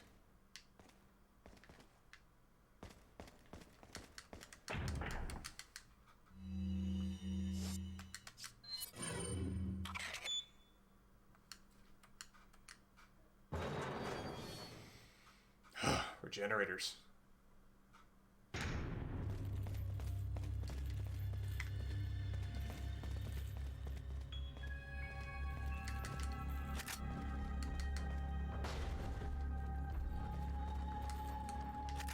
Oh yes, this goofy thing.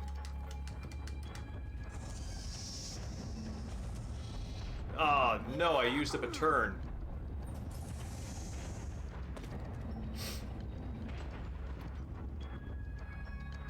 This is our Ganado UFO catcher. Oh no! Okay, I'm actually thinking about it in UFO catcher turns and not using the stick. There we go. Let's see if I can get this dude.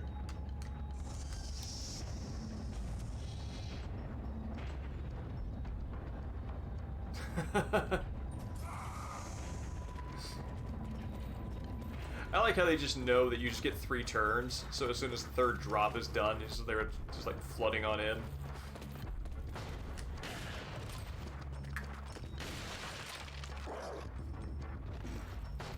Pardon me.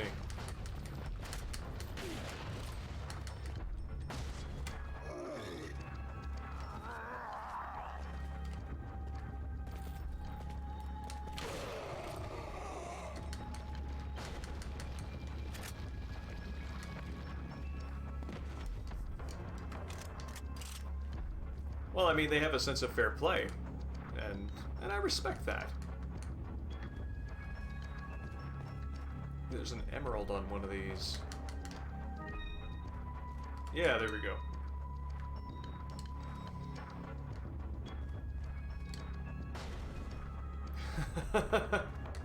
Well, if I can't use a horror game, Grayling, to create a situation of comedy, I think I'll have definitely lost my touch.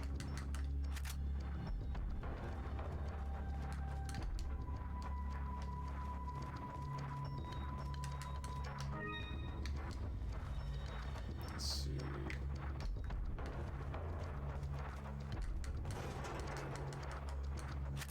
I think we're pretty close to Ashley at this point.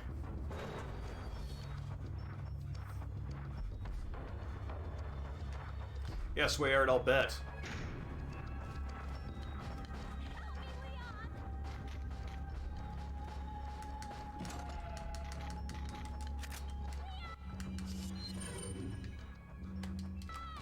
Oh, no.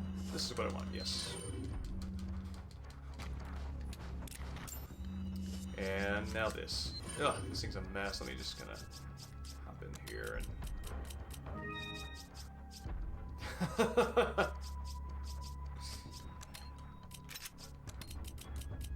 Yeah, Ashley's peals for help never seem to wear out the vocal cords. Must be a special effect of the pop star outfit.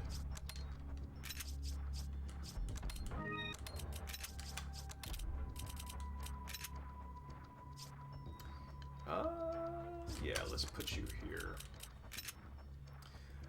Rumored RE4 remake? I feel pretty good about it. I think that remakes in the hands of teams as capable as Capcom's will turn out great. And I think that there is a lot of really great stuff being produced otherwise that... Jesus. Ashley, we should duck. That, I don't know, I've heard people complain that they would rather RE4 not be remade because they would rather them work on, like, new IPs and stuff, or new installments, and I think there's a lot of really new stuff already coming out. I think it's fine. They're great, they don't even have a conversation here. Just, after Leon help, the steely-eyed stare.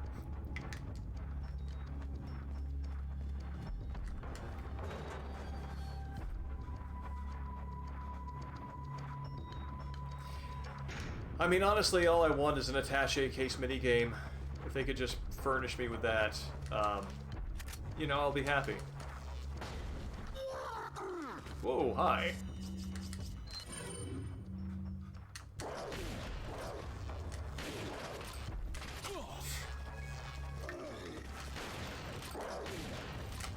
Oh, that's really gonna hurt if I let it hit me. Okay, that's good.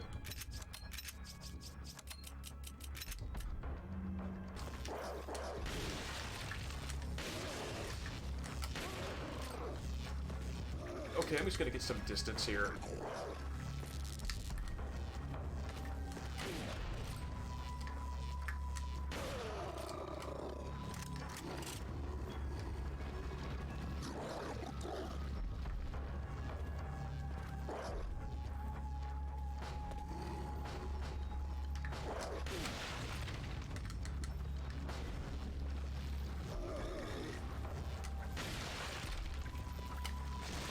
Okay, this is a good time for one of my million stun grenades.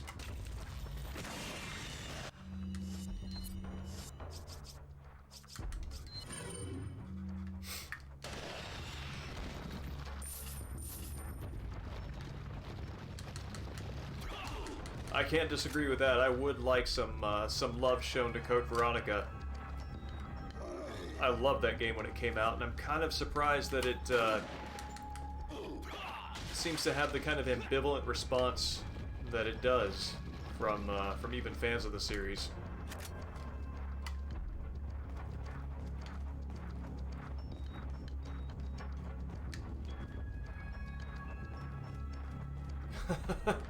Yeah, right.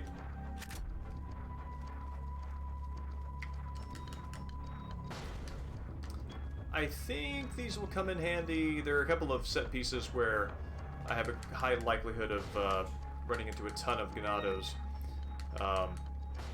as the industrial complex keeps going on. So I think that I'll have plenty of opportunity to use it there.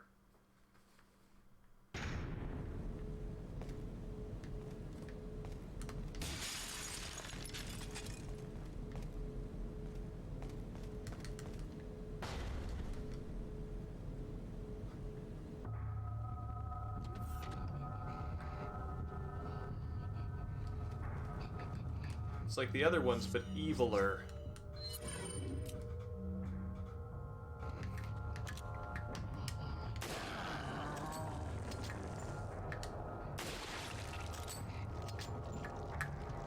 That's what he and Krauser trained on when they were in the Force together. Alright, I see one behind his shoulder.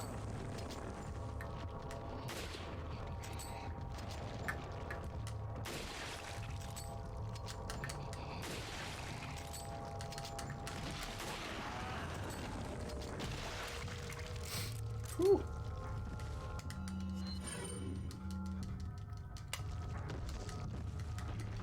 I mean, that's just the next stage of evolution for any life form. You've got normal, then spikes. Actually, it reminds me of one of the demons in God Hand, too. It's funny, all the Mikami games from this time have I feel like a shared set of inspirations. Oh yeah, new form of glass to break. It's good times.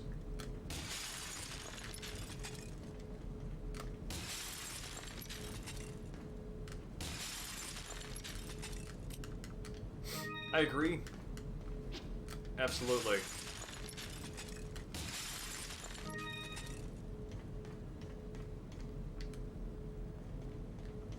Anything in here? Oh, yes. The natural place to put your rifle ammo.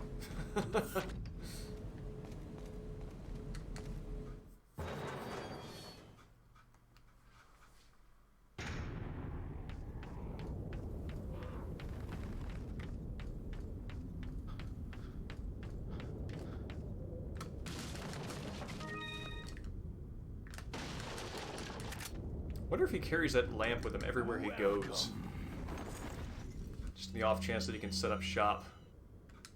What are you selling? Let's see. What am I selling? Is that all? Thank you. Come back any time.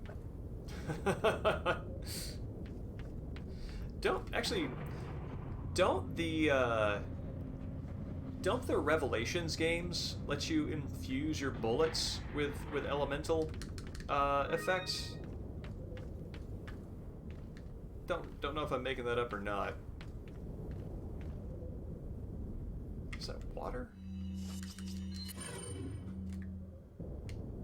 Oh, well, not that I could tell with that thing. And that did not unequip it.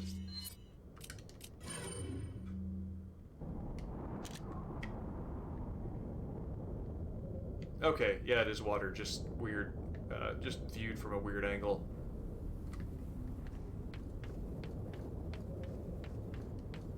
Surprisingly clear, and I keep kind of wondering if I can see, like, Salazar's castle from anywhere around here, but I don't think I can.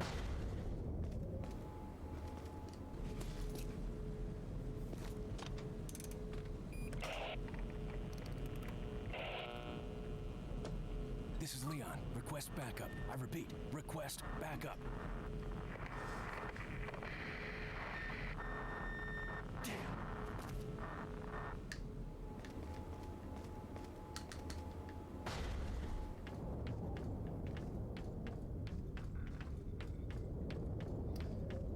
That request backup cutscene is interesting because they put time into making that. I mean, this whole area feels kind of dead-endy for Leon because there's not a whole lot you can accomplish here outside of the merchant.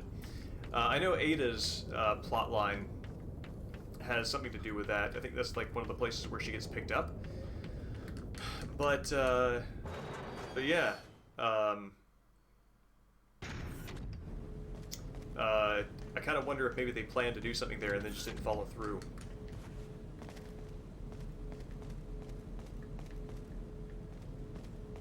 Well, I mean, we did see what Salazar was capable of with giant statues of himself, so it stands to reason that he likewise would have the same mechanisms in his castle. This is Resident Evil after all.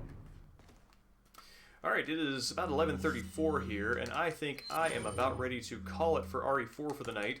So what I'm going to do is I'm going to save here. We'll pick up with this on Tuesday.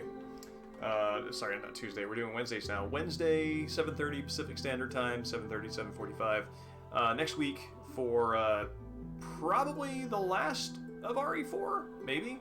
On Saturday, we're going to be doing Soul Reaver 2. And then also the second part of Bionic Commando for the NES, so that'll be a lot of fun. And if anybody wants to stick around, I'm gonna do maybe 20 minutes of Ducks Ahoy. So if you want to see some Ducks Ahoy, want to see some quality duck action, yeah, stick around for a second, and I'll play that. So thanks everybody for coming out, and have a great night.